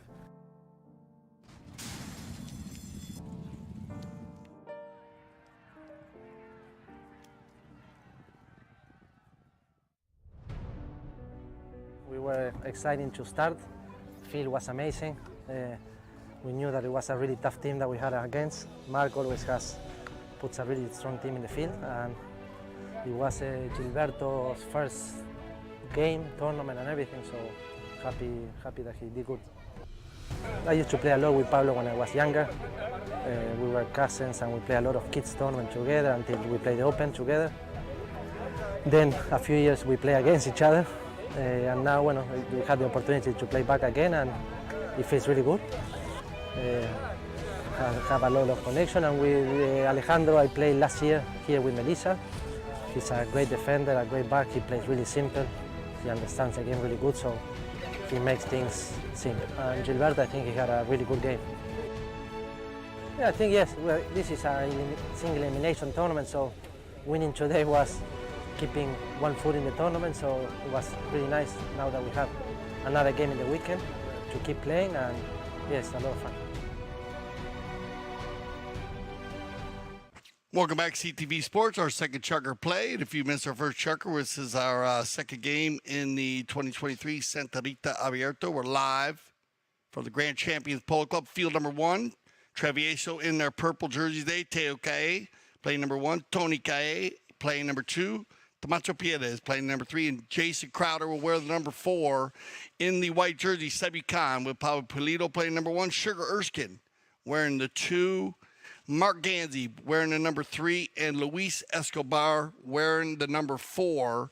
3-1 after the first chucker. 1 goal by Teo, 2 by Jason for Travieso. 1 open goal penalty, 3 by the Cobra, Mark Ganzi. And otherwise, it's been a very open running chucker. And here we go as field 1 has been very fast here early. Backed up cleanly and open by Escobar and stolen away by Camacho Piedez. Piedez, with room to work here, is going to keep it out in front of Erskine. Tries to go into the neck with it, gets it done to avoid the hook there, Sugar. Now it goes back to the inside. Sugar tries to drop it, and that's a misread because Jason is going to steal that away, and then we get a whistle on the play. So that'll stop the clock. And we'll get a good shot of this on the drone here. Let's see if something happened on the outside. And, yeah, so with 6:35 on the clock, looks like we're just going to have a bowl in here. And just had a little issue, I guess, with one of the horses or one of the players there. Actually, we're going to have a fair play bowl in favor of the Travieso team, as Sebi Khan will get control there, and they'll give it right back to Travieso. Now Tony Cae trying to come across the center there. That ball will trickle out of bounds, and that'll set him up for a bowl-in. It'll be Escobar, Luis, looking for an outlet pass here. Looks like he's going to get marked, number 3. He'll slow it down, Ganzi. Covered very tightly here by Teo. So complete rotation going on here by both teams as all the numbers are just all over the place. As they're going to play, I would think, a very open 4-player rotation on both teams. Just the design of the teams. We get a whistle on the play. They'll stop the clock as a group of players come together there. We watch this ball's going down the field, and as it's going down the field, you have one player stop and turn right there, and then you have a player come and meet that play. So they're going to take that ball down to penalty 4, open goal. And we'll get an opportunity at a goal shot penalty. It'll be the second goal shot penalty of the day for Sebi Khan, as they had a penalty 3 early.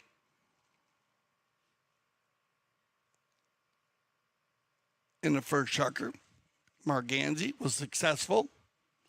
Looks like Mark's going to do the honors here once again.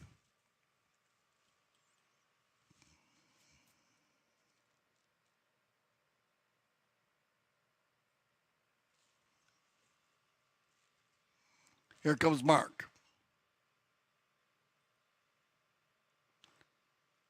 He goes to a trot there. I don't know if he was trying to do that or not. He still stayed straight, though. He gets a good piece of the ball. It comes off of Pulido. Pablo held it controlled now by Camacho, and he's going to find Teo, and Teo's on the move.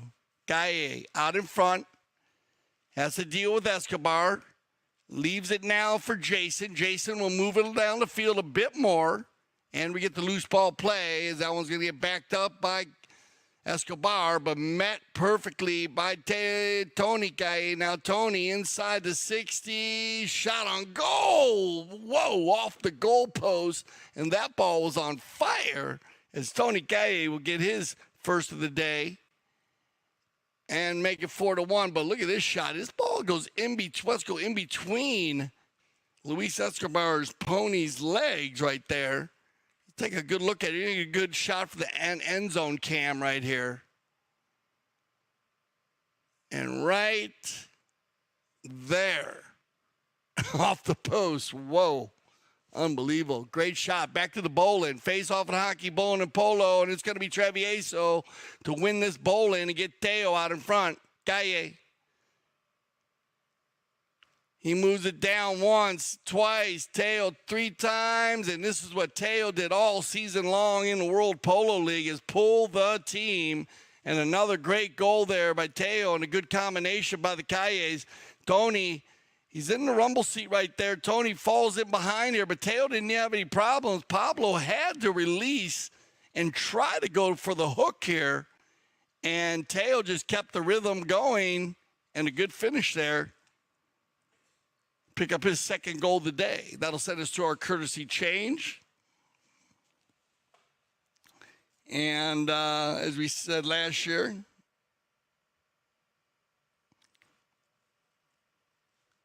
looks like last year's was the Centenita Abierto. 2 talented teams featured and worked the ride. Student athletes, they battled to a tie. And that was Grand Champions Team 1 and Grand Champions Team 2. And he had Gigi Velasquez and Sierra Harris, and then Mark Harley with Heta Castanola. And Heta, one of the Castanola brothers, of course. Licia Perrin and Messiah. Graves said he played with Mark Harris and Barto Castanola. They tied 7-7.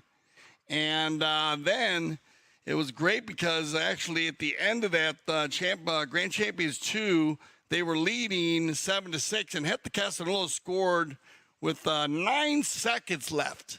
So what a finish it was. I remember that. What a great game it was, back and forth. And, of course, the Work the Ride program, such an amazing program.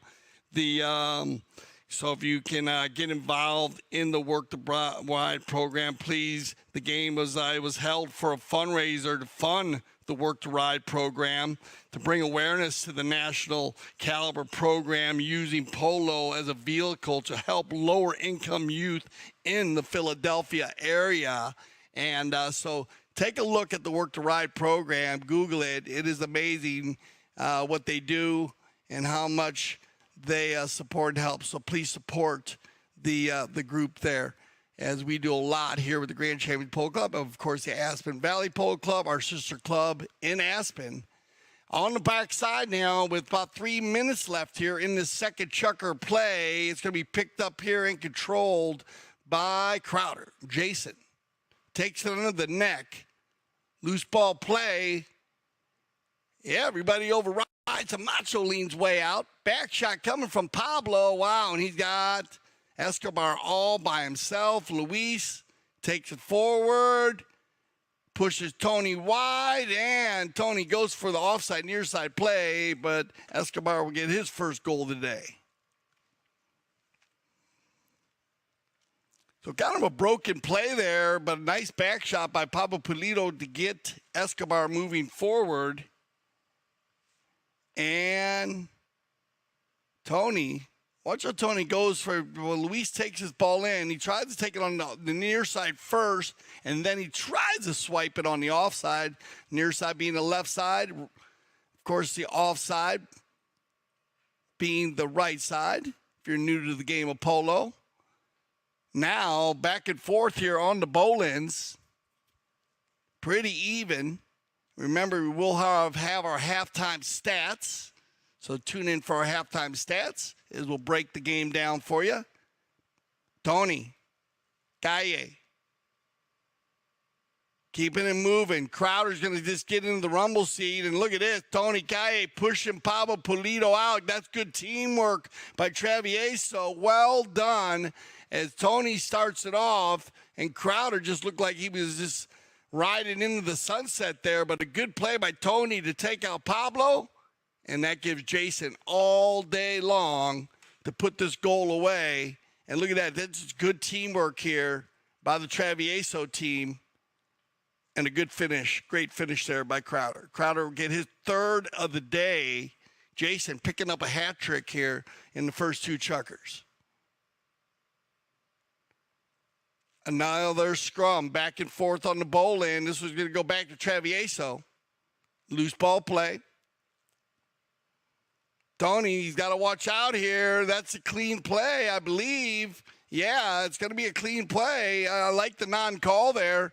As Tony was looking for the thing he was being blocked, but Luis pulled out of there. Perfect timing.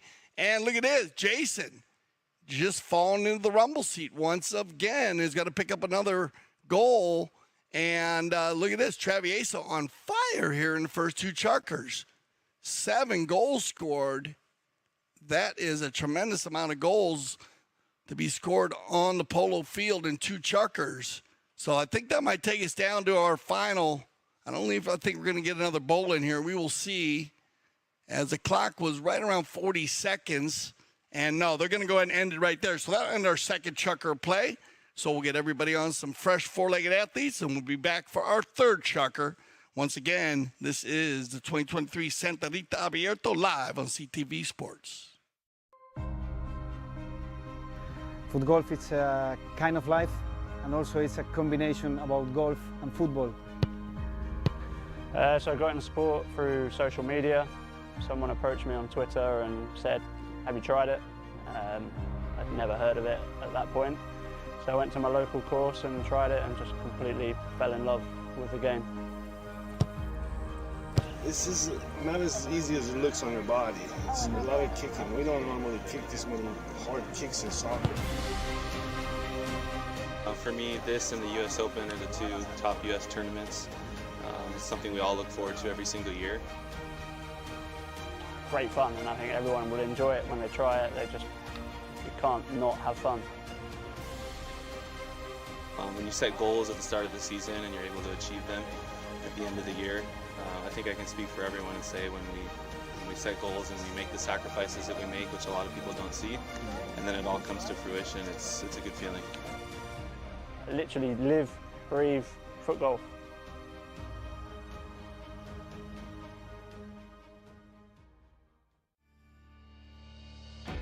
When I founded the Taqueria 48 years ago, the goal was to service polo players fieldside and carry a complete line of polo equipment. Since those early days, we now carry everything for the horse and rider. Anything goes on or near a horse, you're likely to find here in our store. We still have polo equipment made by polo players for polo players.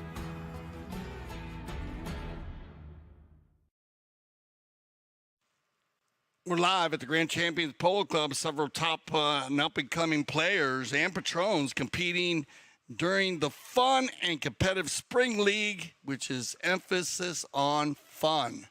And by the smiles on the faces in our round robin this morning, I can tell you they had a lot of fun. And as we said, we had 3 teams out there. We had Casablanca, Santa Rita, and Newport.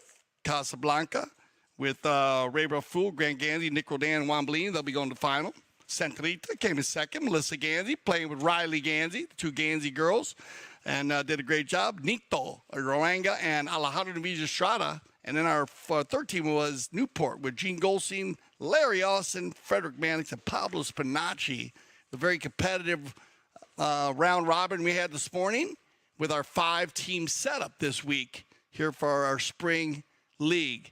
On the move, and they're coming out hot after the bowl-in. And let's see if Sebucan can get a roll going here, as it's just been a very, very strong start here by Travieso in the purple jerseys. Back and forth down the far sideline. They come together, Jason with Pablo, and it's going to be picked up here by Ganzi. Mark. And working forward there, Teo clearing out. And I think he might get a whistle here. He might get a late whistle. Yeah, I like this late whistle because watch what happens here when you're coming across. You're going to see, Mark, what tail's going to come across right there. You can see how he came across. And when he came across there, that kind of made Mark lift his head up. And so it's just one of those plays that's kind of tough. Tail's clearing out, but the player's changing. You have the quick line change in the game of polo, as I always talk about. It's always the toughest play in the game of polo. Hardest for the players, hardest for the umpires. But I like this late whistle. Now, if Mark would have had no problem with the ball, he would have played on. But he did have a problem with the ball. He missed the ball. And part of it's just because he was just being safe, keeping an eye on tail. So good sportsmanship by both players. I like this call by the umpire. You get a fair play bowl in, no harm, no foul, but basically a 5-8 from the spot. Away we go. Here we go. Travieso on the move. Tony. And they come together here. Pablo, head on a swivel here. Nice back shot, Polito. That is a perfectly hit ball. And you can, that's a hustle play by Crowder. Good polo going on right here in the third chunker. Now Luis Escobar is going to get behind this ball, and he's going to drive it down there for Sugar. And Sugar's trying to go near side there, but I don't think Sugar has the play, but I think they were too far in front anyway, so the Cobra's going to get the opportunity to finish this one off. I don't know why Jason didn't make a play on this ball. It looked like he was gonna. Maybe, I don't know if he looked at it there, but what a goal there by the Cobra. He's going to finish this one clean. Let's see if they get there in enough time. And I'm not sure if they did or not, but there's going to be a non-call on the play. And the Cobra's going to finish that one off. Very clean shot there by Ganzi. Mark will get his second of the day. Camacho, Pierres. Tony Calle. Left in there for Jason. Crowder playing very well this first half. Just off to the right side. So a nice attempt there by Jason.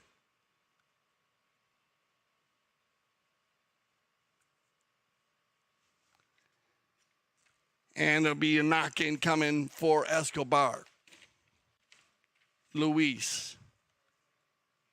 Nobody home with the white jersey, so it's going to be picked up and turned around now by Travieso again. Well done, Luis. Good hook and the ball. That's the way you play defense.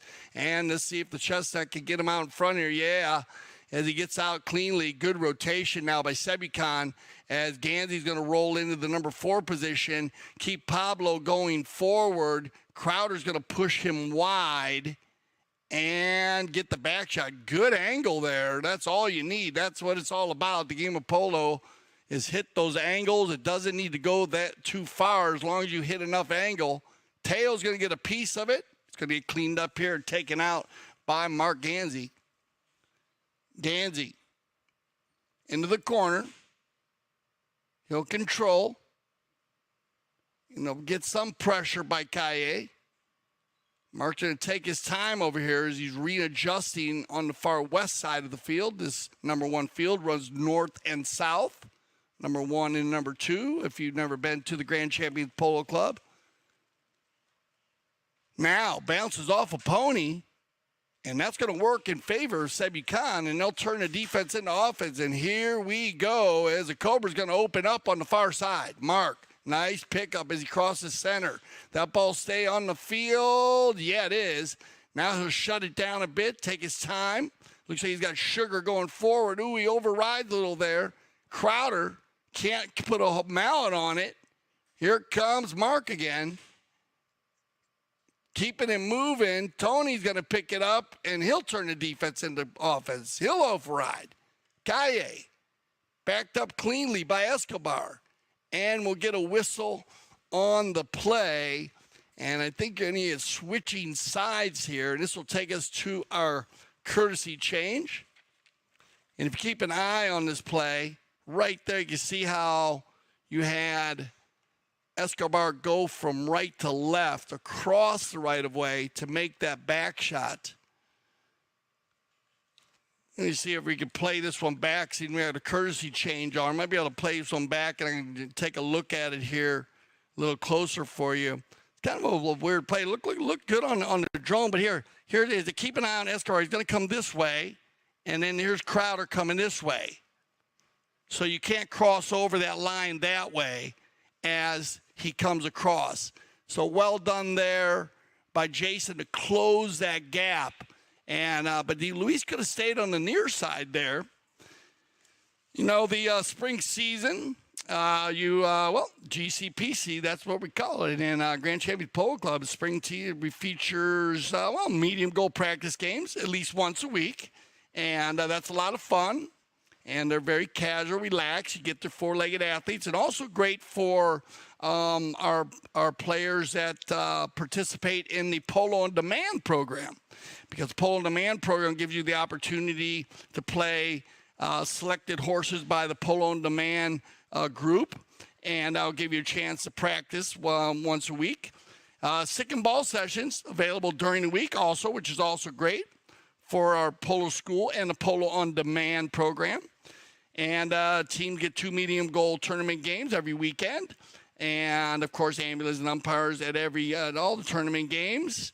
And complete turnkey polo with some of the top professionals in the world. And it is, they do a great job, the tournament committee, and playing on some of the most prestigious, well-manicured fields here in Wellington, and sponsored social events every weekend for all the players, excellent trophies. And I got to tell you, the tournament committee does an amazing job with the awards that are won here at the Grand Champions Polo Club and the Aspen Valley Polo Club.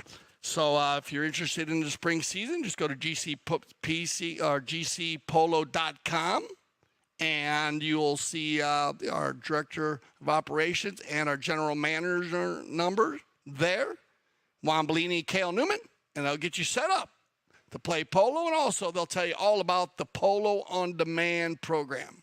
Most unique program in the world. Check it out. You will be surprised. It's an amazing program. Back to the action here with 2:18 on the clock. Escobar going to hit this one off to the right side. Looked like he was shooting a goal there. Just didn't get the shot he was looking for. Crowder now. Oh, well done. Jason is tuned up today. Nice hook and a play on the ball. Sugar's going to take him out.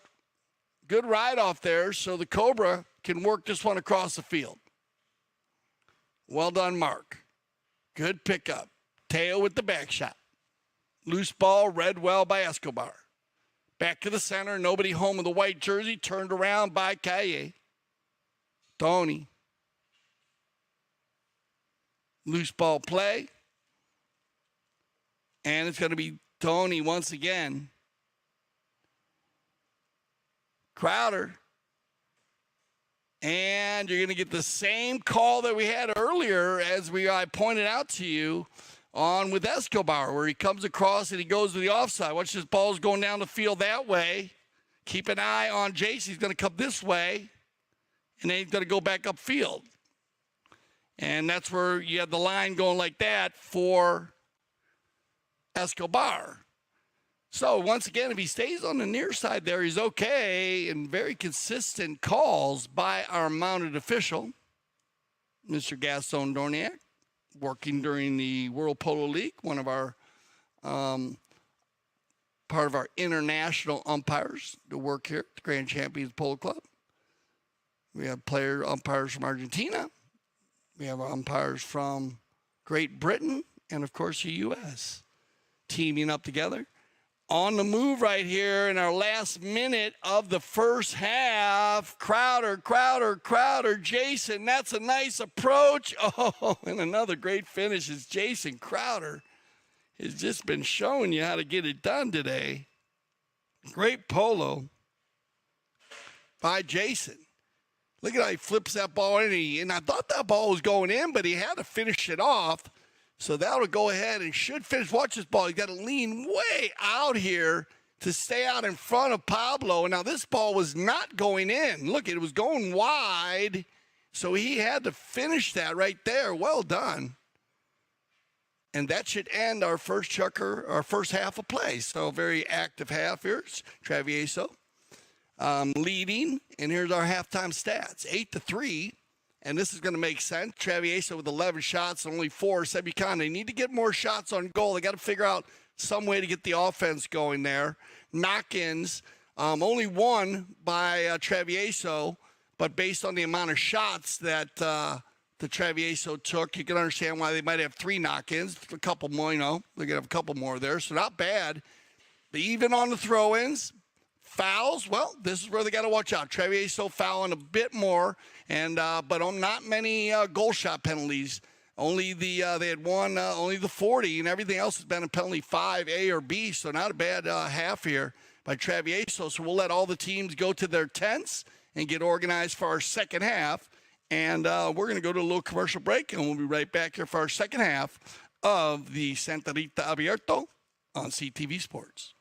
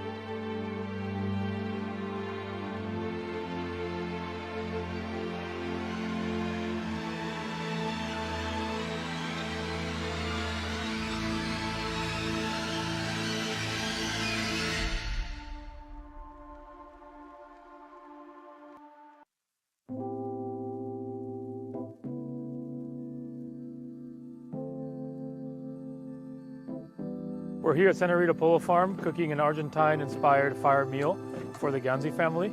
We have a 4-course meal tonight, and everybody will be tasting the food that we cook on the fire.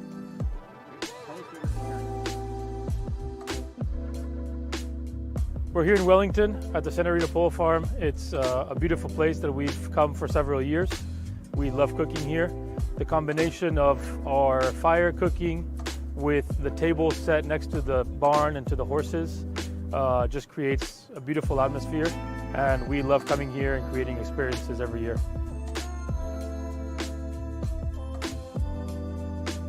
I think anybody that is new to these events is going to be very shocked right when they walk in, not only because of the grill setup or the fire cooking, but just the whole walk into this barn, you know, with the horses eating right next to you, and then the tables are set with candles. I just think the whole atmosphere around this place is beautiful and very shocking. With the menu, we always try to, you know, bring new things to the dinners, new items. Obviously, we try to source everything that's in season and try to do our best to keep the menu changing and flowing. I'm Augustine Malman, and welcome to my chef's table at Santa Rita Polo Farm. Welcome back to CTV Sports. I'm Dale Schwetz, and we're live here at the CTV studios, Wellington, Florida.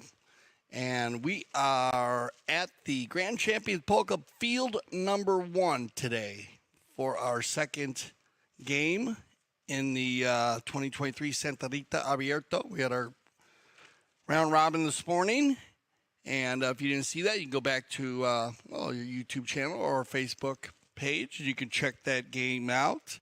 3 teams competed, but now we have Sebican against Travieso. Sebican in the white jerseys with Pablo Pulido playing number 1, Sugar Erskine playing the number 2, and on Pablo on 2 goals and Sugar on 6 goals. Mark Ganzi playing the number 3 on 1 goal, and then Luis Escobar playing the number 4 on 4 goals, or 13-goal team. Teo Calle on A-rated, playing number 1. Tony Calle, his son, playing number 2 on 3 goals. Camacho Pierres playing the number 3 on 6 goals. And Jason Crowder playing the number 4 on 5 goals. They're also a 13-goal team.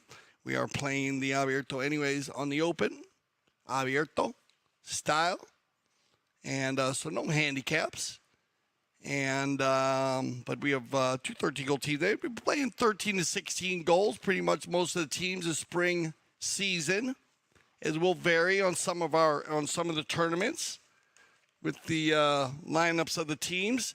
It started out 3-1 after the first chukker, Travieso.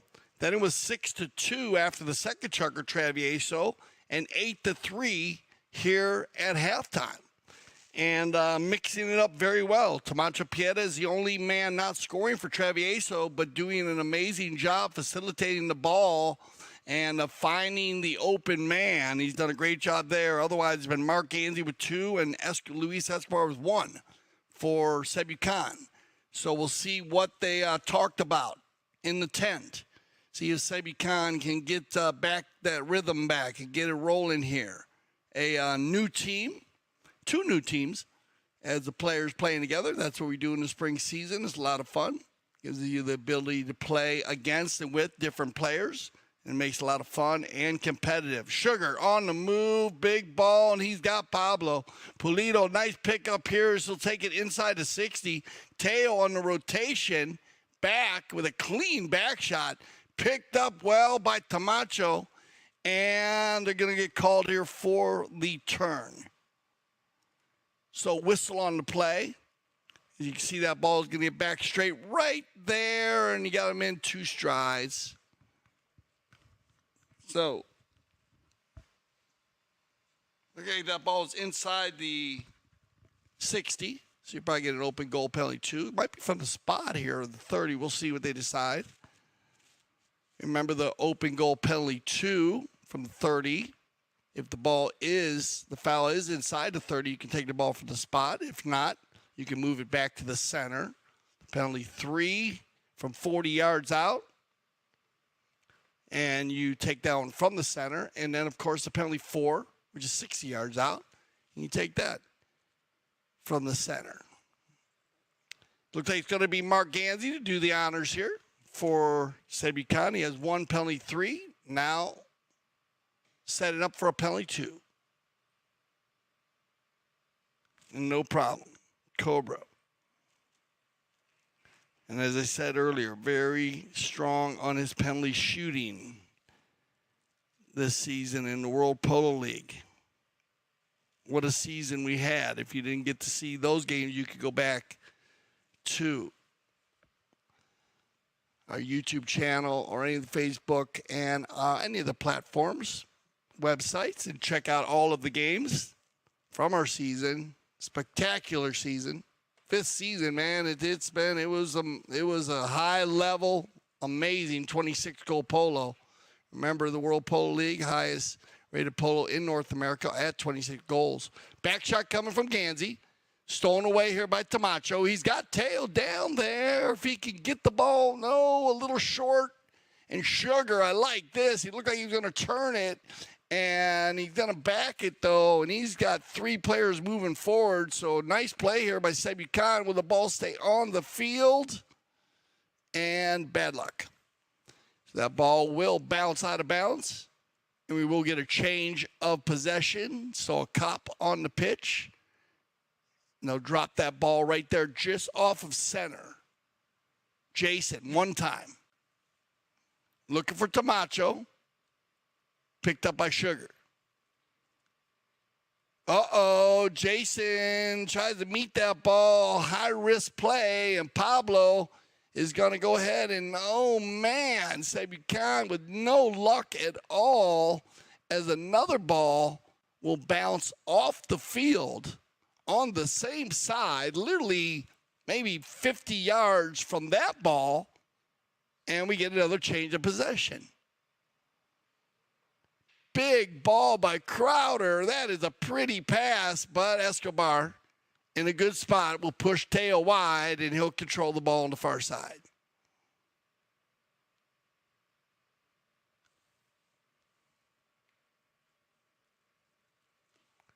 On the move and taken forward now by Luis. And Luis is the first run we've seen him make from the number 4 position. Nice hook by Kaye. Tries to make the back shot. Can't get it done. Picked up by Mark. Oh, bad luck there for the Cobras. That ball bounced off the boards. Just one of those plays, kind of breaks of the game type stuff. It bounced off the boards, bounced backwards. Good steal here by Sugar. Erskine now, keeping it out in front. It bounces off of the pony. Oh, the Tamacho. Tamacho goes for the big back shot. Can't get it done. Sugar on the loose ball play, and Erskine will get his first of the day. And this is what we saw a lot this season in the World Polo League. If you had a broken play anywhere inside the 60-yard line this year in the WPL, it was an automatic goal. And basically, any play that was just a mishit or any kind of broken play inside the 60, and the teams were just so strong, they were capitalizing on the mistakes of the opposing teams. And here's the same situation you get right here, and Sugar doing a good job on the finish. So that'll make it 8-5. Good start here in the second half by the Sebi Khan team. Picking up a few extra goals. And remember, we're going to have the whole spring season will be covered here by CTV Sports. Trucker TV, CTV Sports. Wellington based. So we are right here in the heart of Wellington, the studios. And, our remaining games, our remaining tournaments actually, is we're going to have, and remember, anything could change based on weather. So always check scheduling on this. You never know, as we are in the tropics. So, and it is a rainy season, but the weather has been fabulous this spring season. We have the Casablanca. We have the Casa Spring Challenge, Casablanca Spring Challenge. And we have the Eastern Challenge with Memorial. And then we have the World Polo League Polo Pride, the highlight event of the spring season. So if you get a chance, get down here for the end here. And that's a great time. And a lot of amazing energy during the WPL Polo Pride. All right, back to the action after the courtesy change here. And let's see if Sebi Khan can keep it moving here, because they have owned this 4th chucker. Tamacho. Looking for Teo. Nobody home. Good pickup by Sugar. Tamacho's going to jump on this one, though. Keep it moving here. Wow, look at this pony of Camacho Pierres. Santa Rita breeding operation. Que golazo. Oh, Camacho Pierres. Fabulous goal right here, but this is just true horsepower. He runs by everybody. And then watch his back shot with English. Oh, wow. That is poetry in motion right there. And I told you I was going, you thought I was crazy when I was talking about how good he was playing in the World Polo League this year. Well, it just shows you right there. That is a amazing goal. Higher level. Well done, Camacho. All right, on the move. It's going to make it 9-5. Everybody coming together here on the scrum. Whoa. And we get a whistle on the play. And it looked like that ball was coming across the field. It still looks like it's coming off the boards this way. And Tony's going to go that way. So remember, even though the ball bounces off the boards in the game of polo, it could bounce off anything, a horse, a mallet, the boards, the goalposts. Whatever direction it bounces, that's the quick line change. So a good call by our mounted officials. That bounced across the field. And number 2 in purple was going at a 45-degree angle. So penalty 5A from the spot. And here we go. Loose ball play. Jason bounces off a pony, but it bounces in the direction of Sebican, and it's going to be Escobar. Luis, well done. Right across the center here. Now look at this shot by Pablo Pulido. Nice cut shot. Wow, overcut it. And I was going to say, man, that was a difficult cut shot anyways, but Pablo actually had the ability to overcut that one, so a nice attempt by Pulido. And wow, this is a different Sebican team that we saw in the first 3 chukkers. Now, on the move, Teo. Checks his shoulder right there. So he's got Tony in the middle. He's going to go for it here, but Tony's got to give that one up. Good read by the Cobra. Well done, and a nice pickup here by Luis Escobar. He'll take it forward, backed up cleanly by Camacho. Loose ball play, Teo leaves it for Crowder. Crowder now trying to work it in. Pablo giving them the space. They come together. Teo, 40 seconds on the clock. And a whistle on the play. And we'll see where the clock was exactly. It was at the end of the chukker. No, 37 seconds. So 37 on the clock. So they'll go ahead and finish this one. And right there is the penalty right there. They just say that the ball, when that ball goes past, depending where it goes past you, but it almost has to go directly in front of you, a little bit off to the right side there, so they're going to call right-of-way violation from the spot. And that'll go against the Sebican team, so Travieso. It looks like Teo will do the honors here. Well done, Teo. Teo's going to pick up his first penalty, 2. And his 3rd goal of the day. 2 from the field, 1 from the penalty line. And I do not believe we're going to have time for another bowl-in.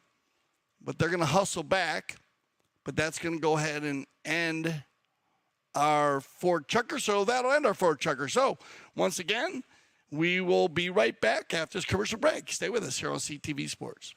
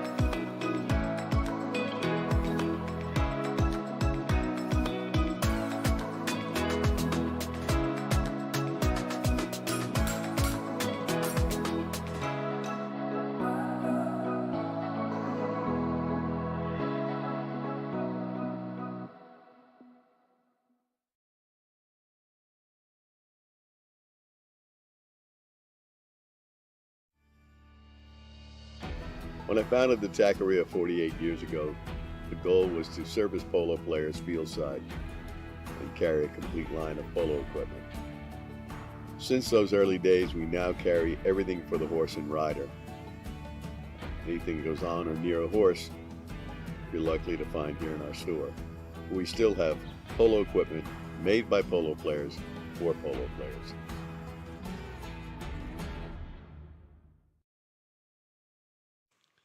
Fifth chucker action. Looks like we got all the players ready to go here.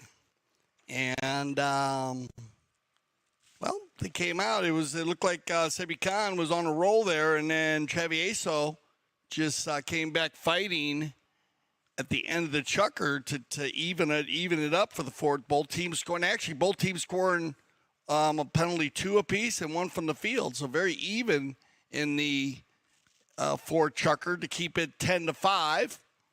But still, mucho tiempo, a lot of time left in this match. And looks like they come together here and picked up there by Teo. Looked like Tony was going to get a piece of it. Then Pablo, and now turn the corner by Tamacho. Pierres. Tamacho. Good ball control. Keeping him moving here. Teo's going to fall into the rumble seat. Now he'll take it forward. Crowder. Teo, though, still keeping it going.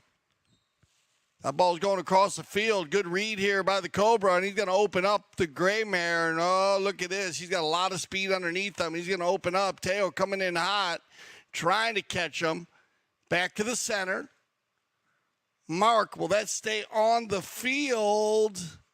And it looks like it is going to stay on the field. Mark will bring it around. He goes for the tail shot. I kind of like the thought process there. Good read. He takes it down around the corner.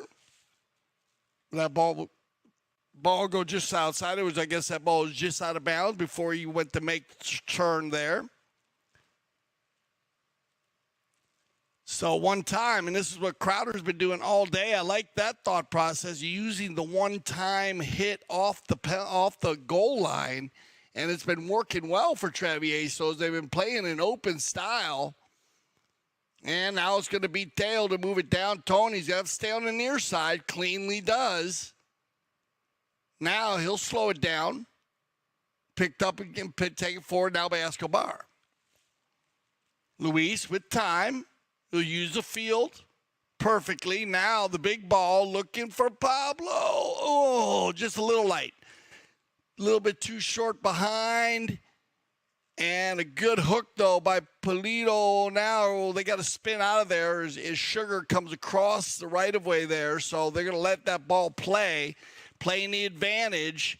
And that's a good non-call on the advantage because, man, Crowder was on the breakaway. Picked up off the boards. Teo will take out Luis. Tony takes it forward, but then it goes back to Teo. Teo's going to try to work it in between 2 white jerseys, down 3 white jerseys, carries it inside, and que golazo Teo Calle, as Teo will pick up goal number 4. And that's just good ball control. Look at this, Teo. He keeps it in between 2 players. Good work by Crowder there to help him out. Pablo really couldn't do anything without fouling, and then Mark was coming up for the hook. So just nice, good timing here on the shot by Teo, because if he takes that forward one more time, he's going to get hooked by Mark. So good thinking, well done. Good finish, 11-5 on the bowling. Control here by Escobar. A little bit too far for Ganzi. Backed up cleanly by Travieso. Turned around, and Sugar will look for an open man, but everybody covered up on Ted. Well done there as Mark meets that ball. A good communication with the Sebucan team, but a bit of a defensive battle going on here in the 5th. And this is what Travieso would not mind right now, being up by some goals. Pablo, and yeah, Polito's going to work one in there, and that's what they needed. Pablo will pick up his first of the day. And now mixing it up very well, the Sebucan team, 3 for for Gansey, one for Pulido, one for Erskine, and one for Escobar. And Pablo just gets by everybody here. There's not much Tony could do playing goalie. You just got to get out of the way there so he doesn't get called on the one, and that's a deep neck shot. Well done. Great footage there of our end zone camera. You know, if you're looking to play polo in the summer, well, the Astor Valley Polo Club celebrates another milestone when it opens its 10th season this summer. Wow, time flies, man. And that is a special, very special place. I must tell you, under the majestic 12,965-foot summit of Mount Sopris, which is right there. I mean, it's a beautiful backdrop. And polo returns to the Valley. And the Valley has accepted the polo, man. They have just embraced